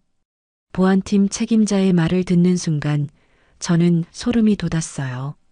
그럴 가능성이 충분히 있었거든요. 제가 단순한 시골 여성이 아니라는 것을 준혁이 알아챈 것일 수도 있었습니다. 그렇다면 더욱 조심해야 해. 절대 혼자 가면 안 돼. 태준이 단호하게 말했지만 저는 고민이 많았어요. 만약 준혁이 제가 혼자 오지 않는다는 것을 알게 되면 미나에게 해를 가할 수도 있었거든요. 일단 현장 상황을 먼저 파악해봐요. 그리고 나서 최종 계획을 세우는 게 좋을 것 같아요. 제 제안에 모든 사람들이 동의했어요. 무작정 돌진하는 것보다는 신중하게 접근하는 것이 좋겠다는 판단이었습니다. 오후 4시 첫 번째 정찰 결과가 들어왔어요. A 공장에서는 아무런 활동이 감지되지 않았다는 보고였습니다. 하지만 B 공장에서는 이상한 움직임이 포착되었어요. B 공장 주변에 검은색 승용차 2대가 주차되어 있어요. 그리고 공장 내부에서 불빛이 간헐적으로 보이고 있습니다. 정찰팀장의 보고를 듣는 순간 모든 사람들의 시선이 집중되었어요. 드디어 준혁의 은신처를 찾은 것 같았습니다. 차량 번호는 확인했나? 수진 형사가 물어보자 정찰팀장이 즉시 대답했어요. 네, 확인했습니다. 그중 한 대가 준혁의 차량으로 확인되었어요. 이제 확실해졌어요. 미나가 B 공장에 있을 가능성이 높았습니다. 그럼 즉시 구출 작전을 시작하자. 태준이 일어서며 말했지만 저는 잠시 기다리자고 했어요. 너무 성급하면 안 돼요. 미나의 정확한 위치와 준혁의 상황을 더 자세히 파악해야 해요. 맞아. 인질구출 작전은 신중해야 해. 수진 형사도 제 의견에 동의했어요. 30분 후 더 자세한 정찰 결과가 들어왔습니다. 공장 지하실에서 여성의 목소리가 들렸다는 보고였어요. 아마 미나의 가능성이 높았습니다. 지하실 구조를 파악할 수 있나? 강 실장이 건축 도면을 준비하며 물어봤어요. 다행히 오래된 공장이라 시청에 도면이 보관되어 있어요. 이미 입수했습니다. 화면에 공장의 구조도가 나타났어요. 지하실로 내려가는 계단이 두 곳에 있었고 비상구도 하나 있었습니다. 진입 경로는 이렇게 하자. 보안팀 책임자가 작전을 설명하기 시작했어요. 어팀은 정문으로, B팀은 후문으로, 그리고 C팀은 비상구로 동시에 진입하는 거야. 준혁이 도망칠 틈을 주지 않는 것이 중요해. 계획은 완벽해 보였어요. 하지만 저는 여전히 불안했습니다. 준혁이 그렇게 쉽게 당할 사람이 아니라는 것을 알고 있었거든요. 혹시 폭발물이나 다른 위험한 것들은 없을까요? 제 질문에 모든 사람들의 표정이 굳어졌어요. 그런 가능성을 생각하지 못했던 것 같았습니다. 폭발물 탐지견을 투입해야겠어. 태준이 즉시 추가 조치를 지시했어요. 오후 7시, 드디어 본격적인 구출 작전이 시작되었습니다. 저희는 현장 근처의 임시 지휘소에서 상황을 지켜보기로 했어요. 절대 무리하지 마. 미나의 안전이 최우선이야. 태준이 무전기로 현장팀에게 지시했어요. 첫 번째 팀이 공장에 접근하기 시작했습니다. 적외선 카메라로 내부 상황을 확인하니 지하실에 2명의 인물이 있는 것으로 보였어요. 하나는 앉아 있고 다른 하나는 서서 왔다 갔다 하고 있었습니다. 미나와 준혁으로 보입니다. 정찰팀의 보고를 듣는 순간 가슴이 두근거렸어요. 드디어 딸을 구할 수 있을 것 같았습니다. 조심스럽게 접근해. 준혁이 미나를 해칠 수도 있어. 수진 형사가 무전기로 당부했어요. 첫 번째 팀이 공장 내부로 진입했습니다. 조용히 움직이며 지하실로 향하는 모습이 헬멧 카메라를 통해 실시간으로 전송되었어요. 지하실 입구에 도착했을 때 안에서 목소리가 들려왔습니다. 엄마가 곧 올 거야. 그럼 우리가 원하는 걸 다 얻을 수 있어. 준혁의 목소리였어요. 역시 제가 오기를 기다리고 있었던 것입니다. 제발, 엄마한테는 아무 일도 하지 말아요. 미나의 약한 목소리도 들렸어요. 살아있다는 것을 확인할 수 있어서 안도했지만 동시에 얼마나 고통스러워하는지도 알 수 있었습니다. 걱정하지 마. 엄마만 좀 협조해주면 다 해결돼. 준혁의 말을 들으며 저는 그의 진짜 목적이 무엇인지 더욱 궁금해졌어요. 단순히 미나를 해치려는 것이 아니라 저에게서 무언가를 얻으려는 것 같았습니다. 진입 준비 완료. 첫 번째 팀장의 보고가 들려왔어요. 3, 2, 1. 진입. 갑작스럽게 지하실 문이 열리며 보안 요원들이 돌입했습니다. 하지만 그 순간 예상치 못한 일이 벌어졌어요. 움직이지 마. 이것은 폭탄이야. 준혁이 손에 무언가를 들고 소리쳤어요. 헬멧 카메라로 보니 정말로 폭발물 같은 것을 들고 있었습니다. 모두 정지. 후퇴해. 현장 지휘관이 급히 명령했지만 이미 늦었어요. 준혁이 완전히 상황을 장악한 상태였습니다. 역시 혼자 오지 않았구나. 하지만 상관없어. 준혁이 비웃으며 말했어요. 어차피 내 목적은 따로 있거든. 미나는 그냥 미끼였어. 그 말을 듣는 순간 저는 준혁의 진짜 계획을 깨달았어요. 처음부터 저를 노린 것이었던 것입니다. 10분 안에 순자가 혼자 내려오지 않으면 이 폭탄을 터뜨릴 거야. 그럼 미나와 함께 이 건물이 모두 날아갈 거야. 상황이 완전히 바뀌었어요. 이제 정말로 저 혼자 가야 하는 상황이 된 것입니다. 절대 안 돼. 너무 위험해. 태준이 제 팔을 붙잡으며 말했어요. 하지만 다른 방법이 없잖아요. 미나가 위험해요. 저는 이미 결심을 굳혔어요. 딸의 생명이 걸린 문제에서 선택의 여지가 없었습니다. 그럼 나도 함께 가겠어. 안 돼요. 준혁이 당신까지 해칠 수도 있어요. 상관없어. 30년 전에 너를 지키지 못했는데 이번에는 반드시 지킬 거야. 태준의 단호한 목소리를 듣는 순간 가슴이 뭉클해졌어요. 30년이 지났지만 여전히 저를 걱정하고 있었던 것입니다. 하지만 지금은 감상에 빠질 시간이 없었어요. 일단 제가 먼저 가볼게요. 상황을 확인하고 나서 다음 계획을 세우는 게 좋을 것 같아요. 너무 위험해. 최소한 무전기라도 가지고 가.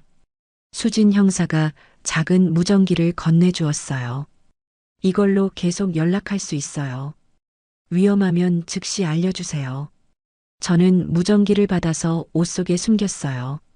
그리고 공장을 향해 걸어가기 시작했습니다.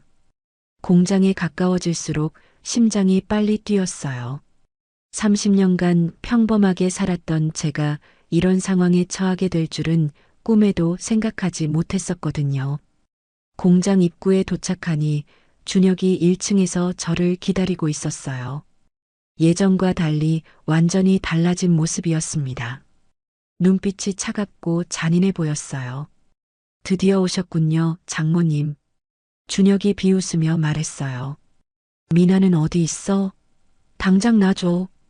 그렇게 급하게 굴지 마세요. 일단 아래로 내려가죠. 준혁이 지하실로 향하는 계단을 가리켰어요. 지하실로 내려가니 미나가 의자에 묶여 있는 모습이 보였어요. 얼굴이 창백하고 지쳐 보였지만 다행히 심각한 상처는 없어 보였습니다. 엄마. 미나가 저를 보자 눈물을 흘리며 말했어요. 괜찮아, 미나야. 엄마가 구해줄게. 하지만 준혁이 손에 들고 있는 폭발물을 보니 상황이 절망적으로 보였어요. 이제 본격적으로 이야기해 볼까요? 준혁이 의자에 앉으며 말했어요. 장모님이 누구인지 이제 다 알고 있어요. 대한제철그룹 회장의 부인이죠? 역시 제 정체를 알고 있었어요. 그럼 처음부터 이것이 목표였던 것입니다. 그래서 뭘 원하는데? 간단해요. 돈이에요. 100억만 주시면 미나를 살려드릴게요. 100억이라는 숫자를 듣는 순간 저는 준혁의 탐욕이 어느 정도인지 알 수 있었어요. 하지만 딸의 목숨에 비하면 돈 따위는 중요하지 않았습니다. 알겠어. 돈은 줄 테니까 미나를 놔줘. 그렇게 쉽게 될 것 같아요? 일단 돈이 입금되는 걸 확인해야죠. 준혁이 계좌번호를 불러주며 즉시 송금하라고 했어요. 저는 무전기를 통해 상황을 전달했습니다. 하지만 그 순간 예상치 못한 일이 벌어졌어요. 갑자기 지하실 곳곳에서 연기가 피어오르기 시작한 것입니다. 이게 뭐야? 준혁이 당황하며 주변을 살펴봤어요. 최루가스야. 모두 코와 입을 막아. 수진 형사의 목소리가 무전기에서 들려왔어요. 바로 그 순간이었습니다. 보안 요원들이 여러 방향에서 동시에 돌입해 왔어요. 최루가스로 준혁의 시야를 차단한 후 일거에 제압하려는 작전이었습니다. 하지만 준혁도 만만하지 않았어요. 손에 있던 폭발물을 높이 들며 소리쳤습니다. 움직이지 마. 이걸 놓으면 모두 죽어. 그 순간 저는 준혁과 제 사이의 거리를 계산했어요. 만약 제가 달려들면 폭발물을 떨어뜨릴 수 있을 것 같았습니다. 하지만 너무 위험한 시도였어요. 엄마, 위험해.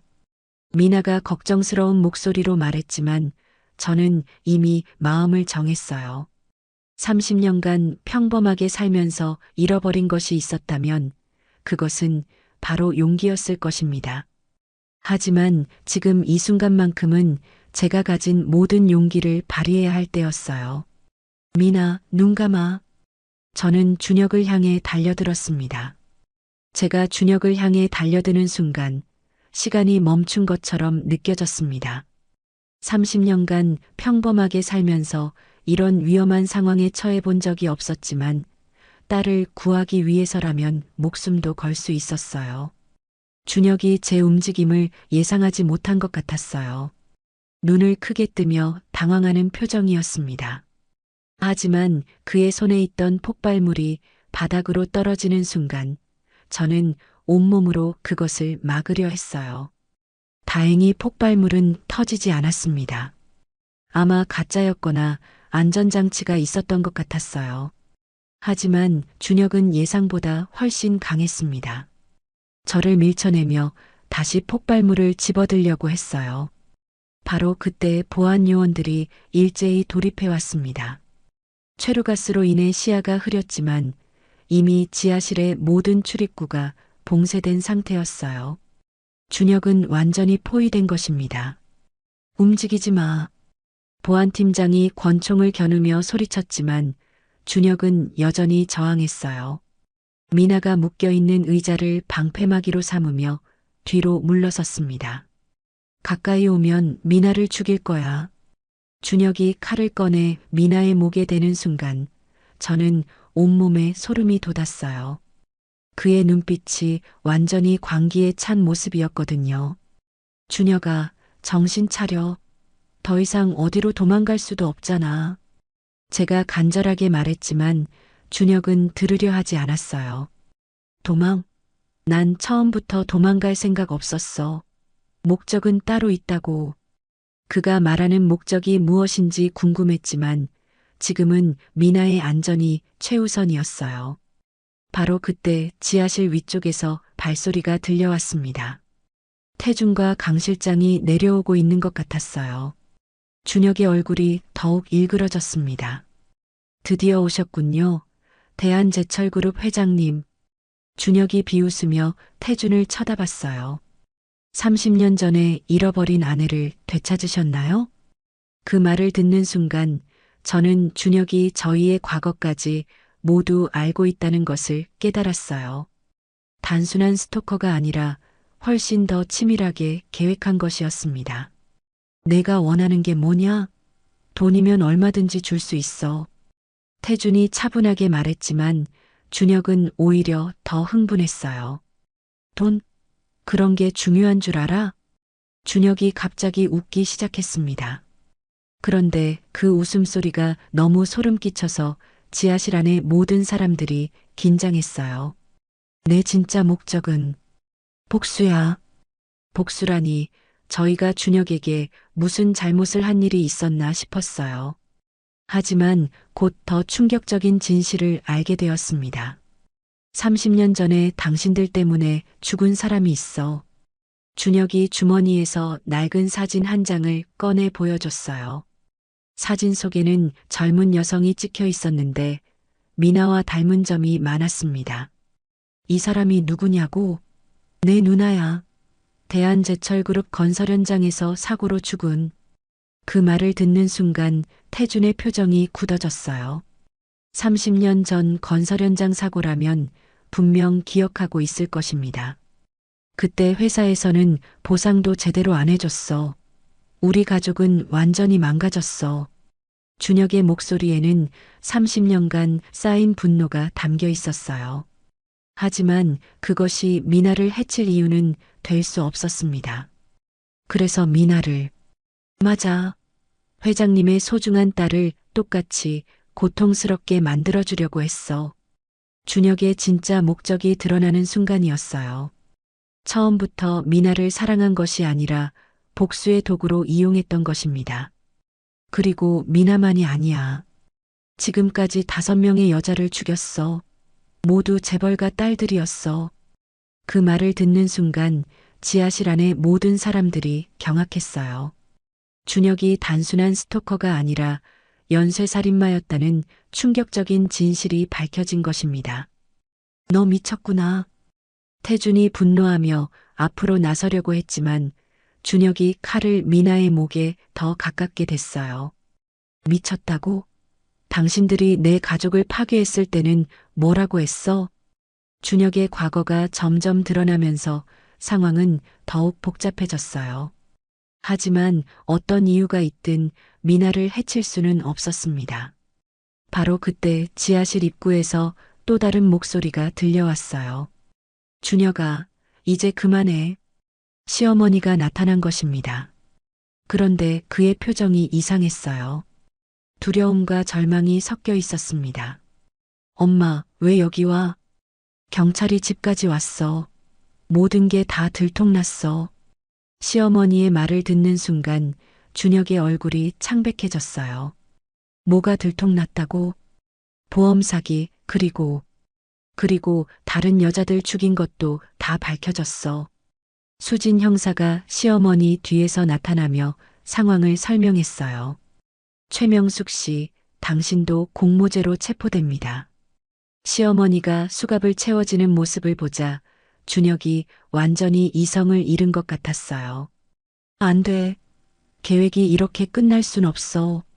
준혁이 칼을 더 세게 미나의 목에 댔을 때 저는 더 이상 참을 수 없었어요. 그만해. 내가 원하는 건 나잖아. 미나 대신에 나를 데려가. 엄마 안 돼. 미나가 눈물을 흘리며 말렸지만 저는 이미 마음을 정했어요. 좋아. 그럼 둘 다 데려갈 거야. 준혁이 저를 향해 달려오는 순간 보안 요원들이 일제히 사격했습니다. 하지만 준혁은 마지막까지 저항했어요. 총상을 입었음에도 불구하고 여전히 칼을 들고 있었습니다. 그의 눈빛은 완전히 광기에 찬 상태였어요. 죽어도 혼자는 안 죽어. 준혁이 마지막 힘을 다해 저를 향해 칼을 휘둘렀습니다. 하지만 그 순간 태준이 제 앞을 막아섰어요. 순자. 태준이 제 대신 칼에 맞는 순간 저는 온 세상이 무너지는 것 같았어요. 안 돼. 하지만 다행히 상처가 깊지 않았어요. 준혁이 이미 힘이 빠진 상태여서 제대로 찌르지 못했던 것입니다. 보안 요원들이 준혁을 완전히 제압한 후 저는 급히 미나와 태준을 확인했어요. 태준은 팔에 가벼운 상처만 있었고 미나는 충격을 받긴 했지만 생명에는 지장이 없어 보였습니다. 이제 끝났어. 태준이 제 손을 잡으며 말했어요. 하지만 끝난 것은 아니었어요. 수진 형사가 준혁의 핸드폰을 조사하면서 더 충격적인 사실들을 발견했거든요. 이 안에 다른 피해자들의 동영상이 들어있어요. 수진 형사가 보여준 화면에는 지금까지 실종된 여성들의 마지막 모습들이 기록되어 있었어요. 준혁이 얼마나 잔혹한 방법으로 그들을 죽였는지 알 수 있었습니다. 그리고 이것도 있어요. 또 다른 파일에는 준혁과 시어머니가 보험금을 받기 위해 세운 계획들이 상세히 기록되어 있었어요. 미나뿐만 아니라 다른 여성들도 모두 같은 방법으로 희생된 것이었습니다. 언론에 이 모든 것을 공개해야 해.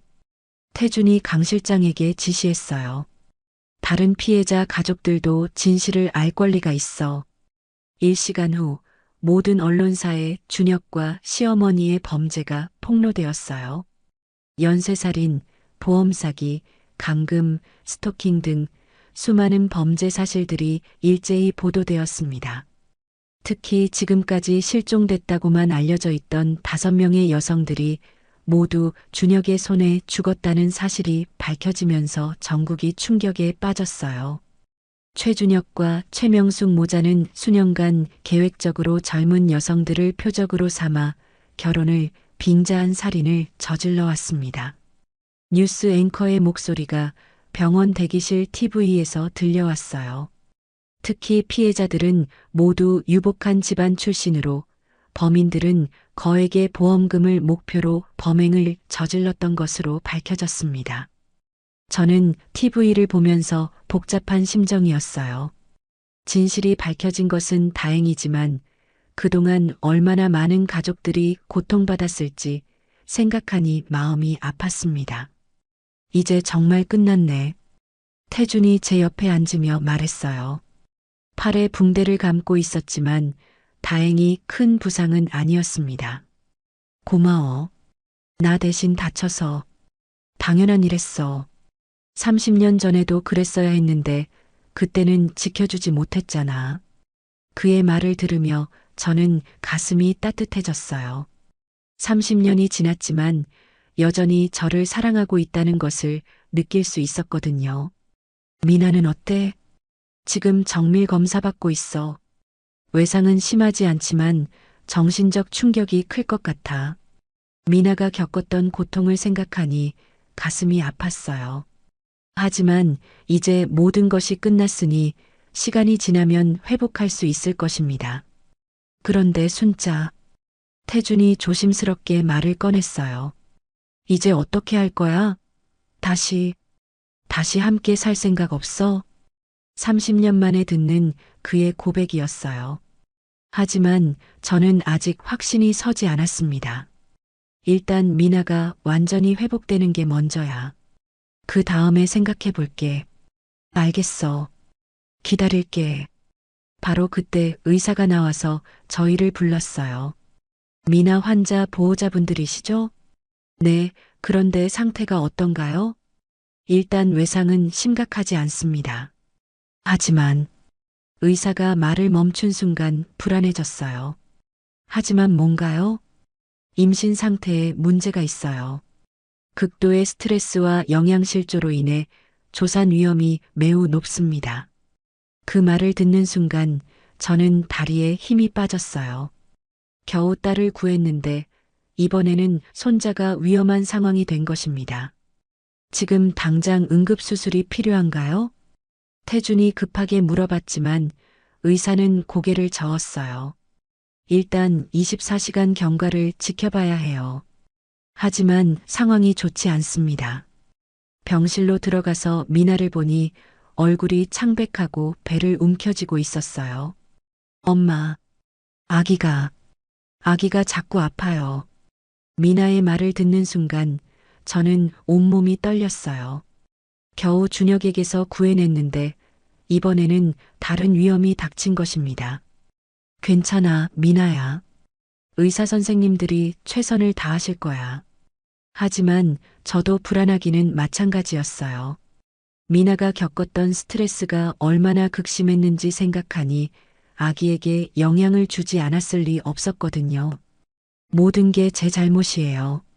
미나가 자책하며 눈물을 흘렸지만 저는 단호하게 말했어요. 절대 내 잘못이 아니야.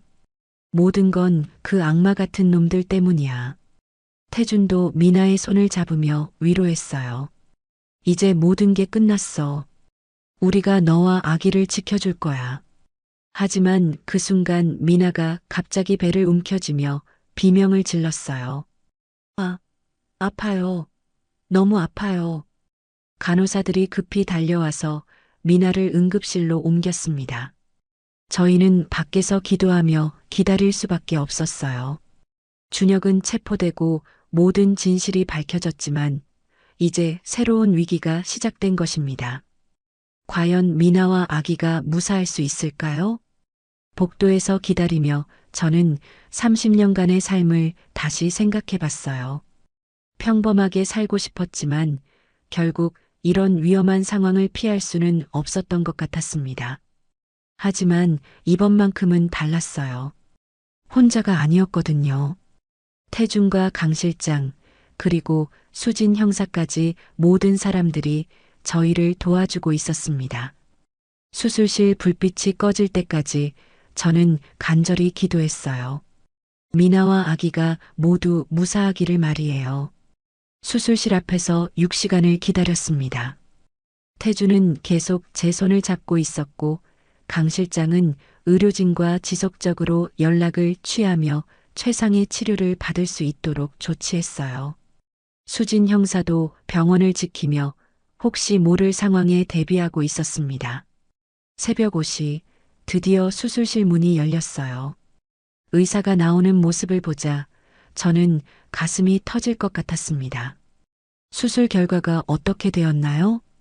제가 떨리는 목소리로 물어보자 의사가 환한 미소를 지으며 대답했어요. 축하드립니다. 모녀 모두 건강합니다. 그 말을 듣는 순간 저는 그 자리에서 주저앉을 뻔했어요. 30년간 살면서 이렇게 기쁜 순간은 없었던 것 같았습니다. 아기도 정말 건강한가요? 네, 조금 작기는 하지만 모든 기능이 정상이에요.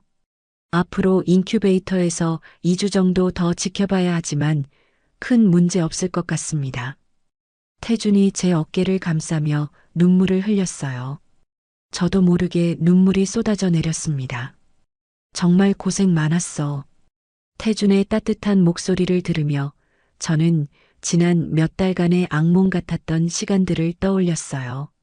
하지만 이제 모든 것이 끝났고 새로운 시작을 할 수 있게 되었습니다. 병실에서 미나를 만났을 때 그의 얼굴에는 평화로운 미소가 떠 있었어요. 엄마, 아기 봤어요. 정말 예쁘더라고요. 미나의 목소리가 예전보다 훨씬 밝았어요. 그동안 얼마나 고통스러웠는지를 생각하면 이런 미소를 보는 것만으로도 감사했습니다. 이름은 뭘로 지을 거야? 희망이요. 김희망. 우리에게 새로운 희망을 가져다 준 아이니까요. 미나의 말을 들으며 저는 정말 좋은 이름이라고 생각했어요. 지난 몇 달간의 절망적인 시간을 극복하고 얻은 소중한 선물이었거든요. 일주일 후 준혁의 첫 번째 재판이 열렸습니다. 저와 미나는 피해자 가족으로 법정에 참석했어요.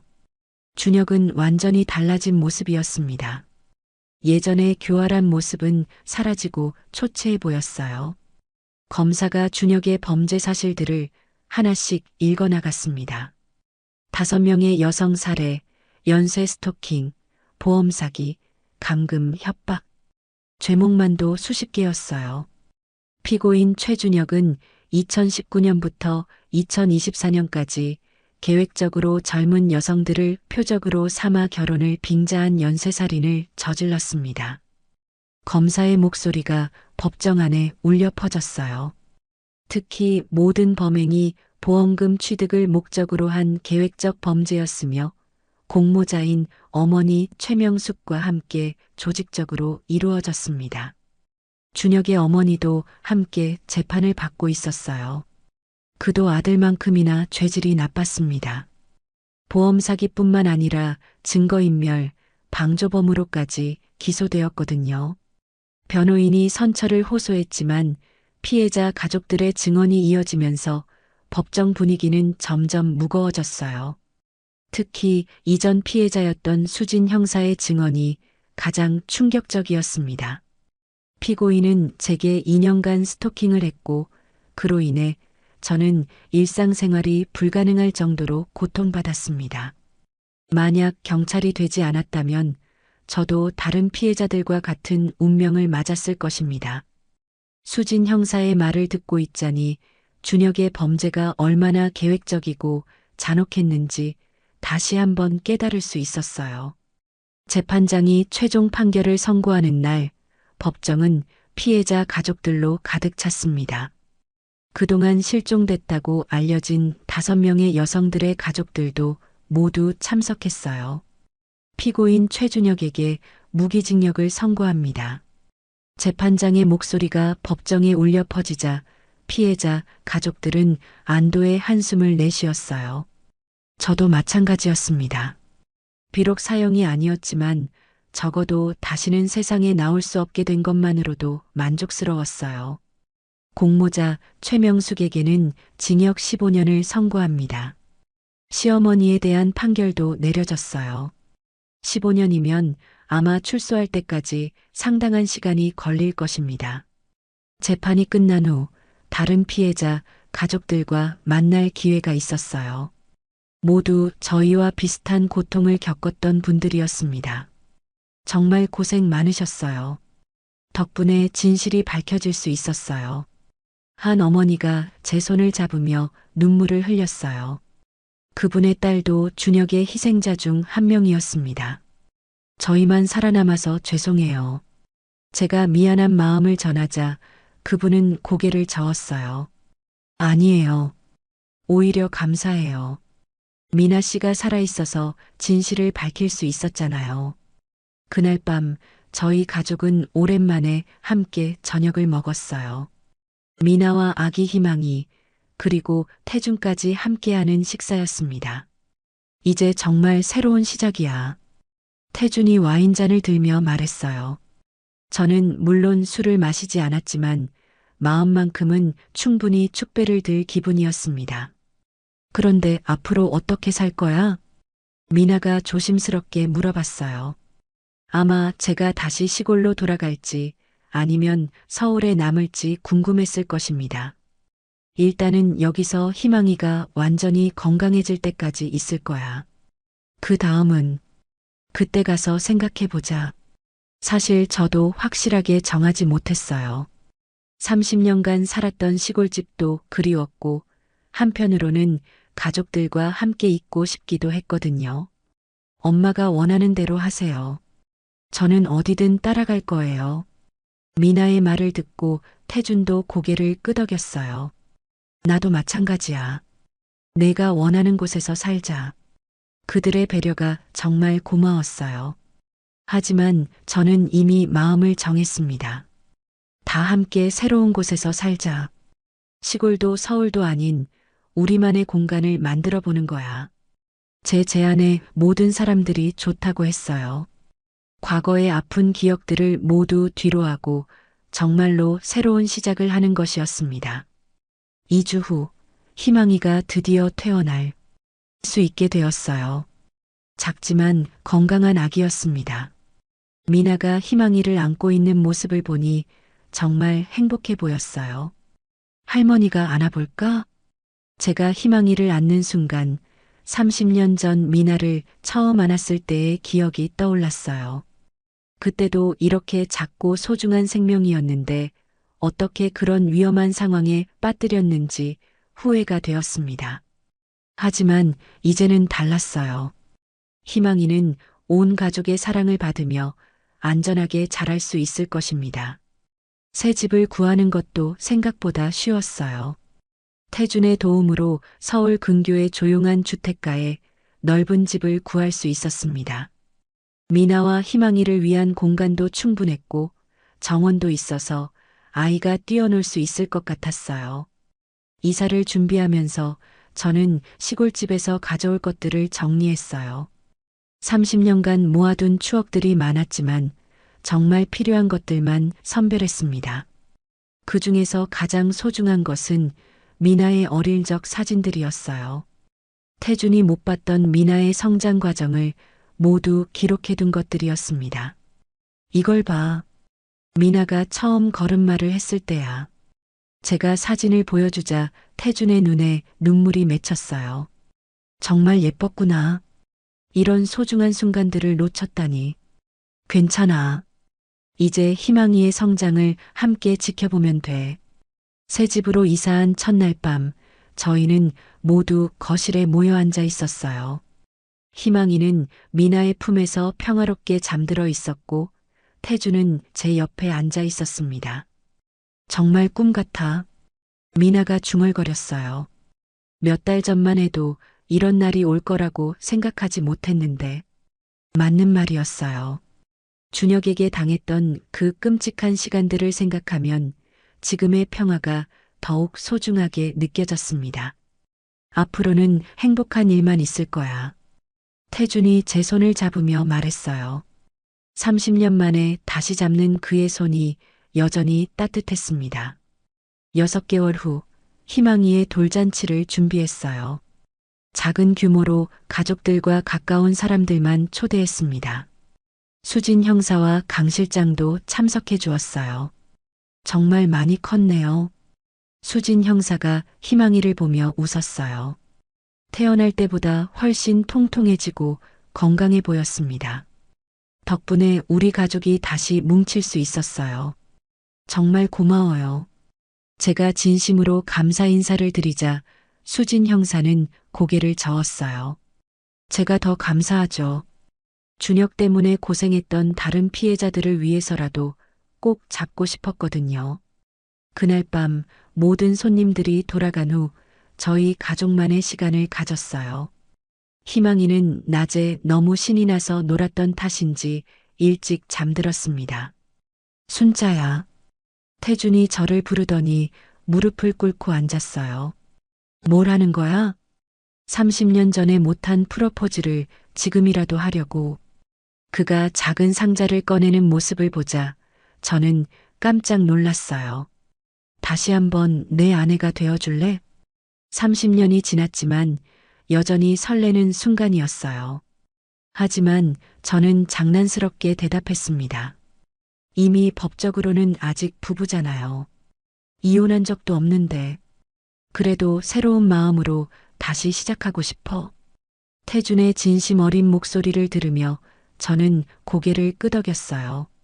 좋아요. 다시 한번 당신의 아내가 되어줄게요.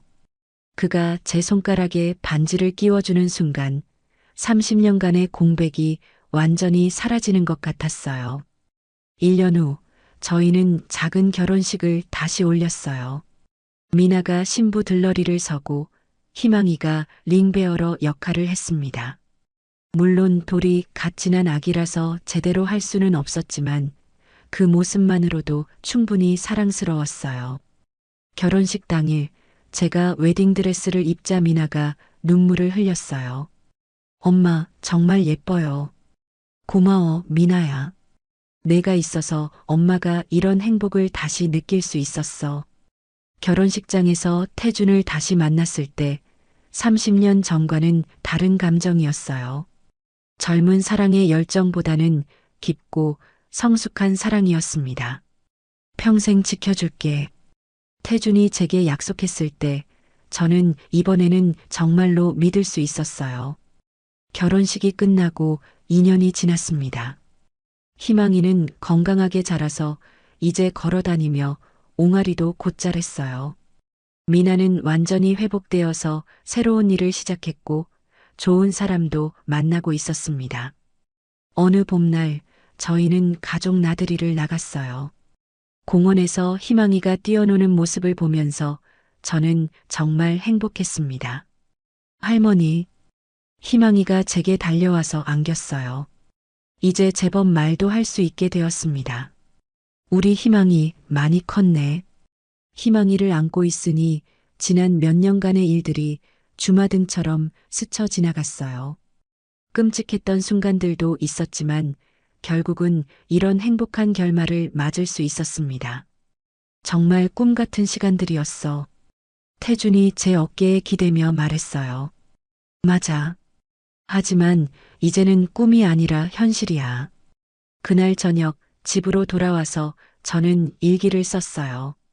30년 만에 다시 쓰는 일기였습니다. 오늘로 우리 가족의 진짜 새로운 시작이 완성된 것 같다. 지난 몇 년간 정말 많은 일들이 있었지만 모든 것을 견뎌낸 덕분에 지금의 행복이 더욱 소중하게 느껴진다.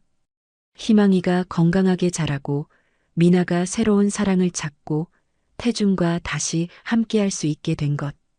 이 모든 것들이 기적 같다. 일기를 마저 쓰고 나서 저는 창밖을 바라봤어요. 별들이 총총히 떠 있는 밤하늘이 아름다웠습니다. 이제 정말로 모든 것이 끝났고 새로운 시작이었어요. 준혁이라는 악몽은 완전히 사라졌고 저희 가족은 다시 하나가 되었습니다. 30년간의 긴 여행을 마치고 드디어 진정한 행복을 찾은 것 같았어요. 앞으로 어떤 일이 있더라도 이번에는 가족을 지켜낼 자신이 있었습니다. 희망이의 웃음소리가 집안을 가득 채우고 있었고 그 소리만으로도 충분히 행복했습니다. 정말로 새로운 시작이었어요.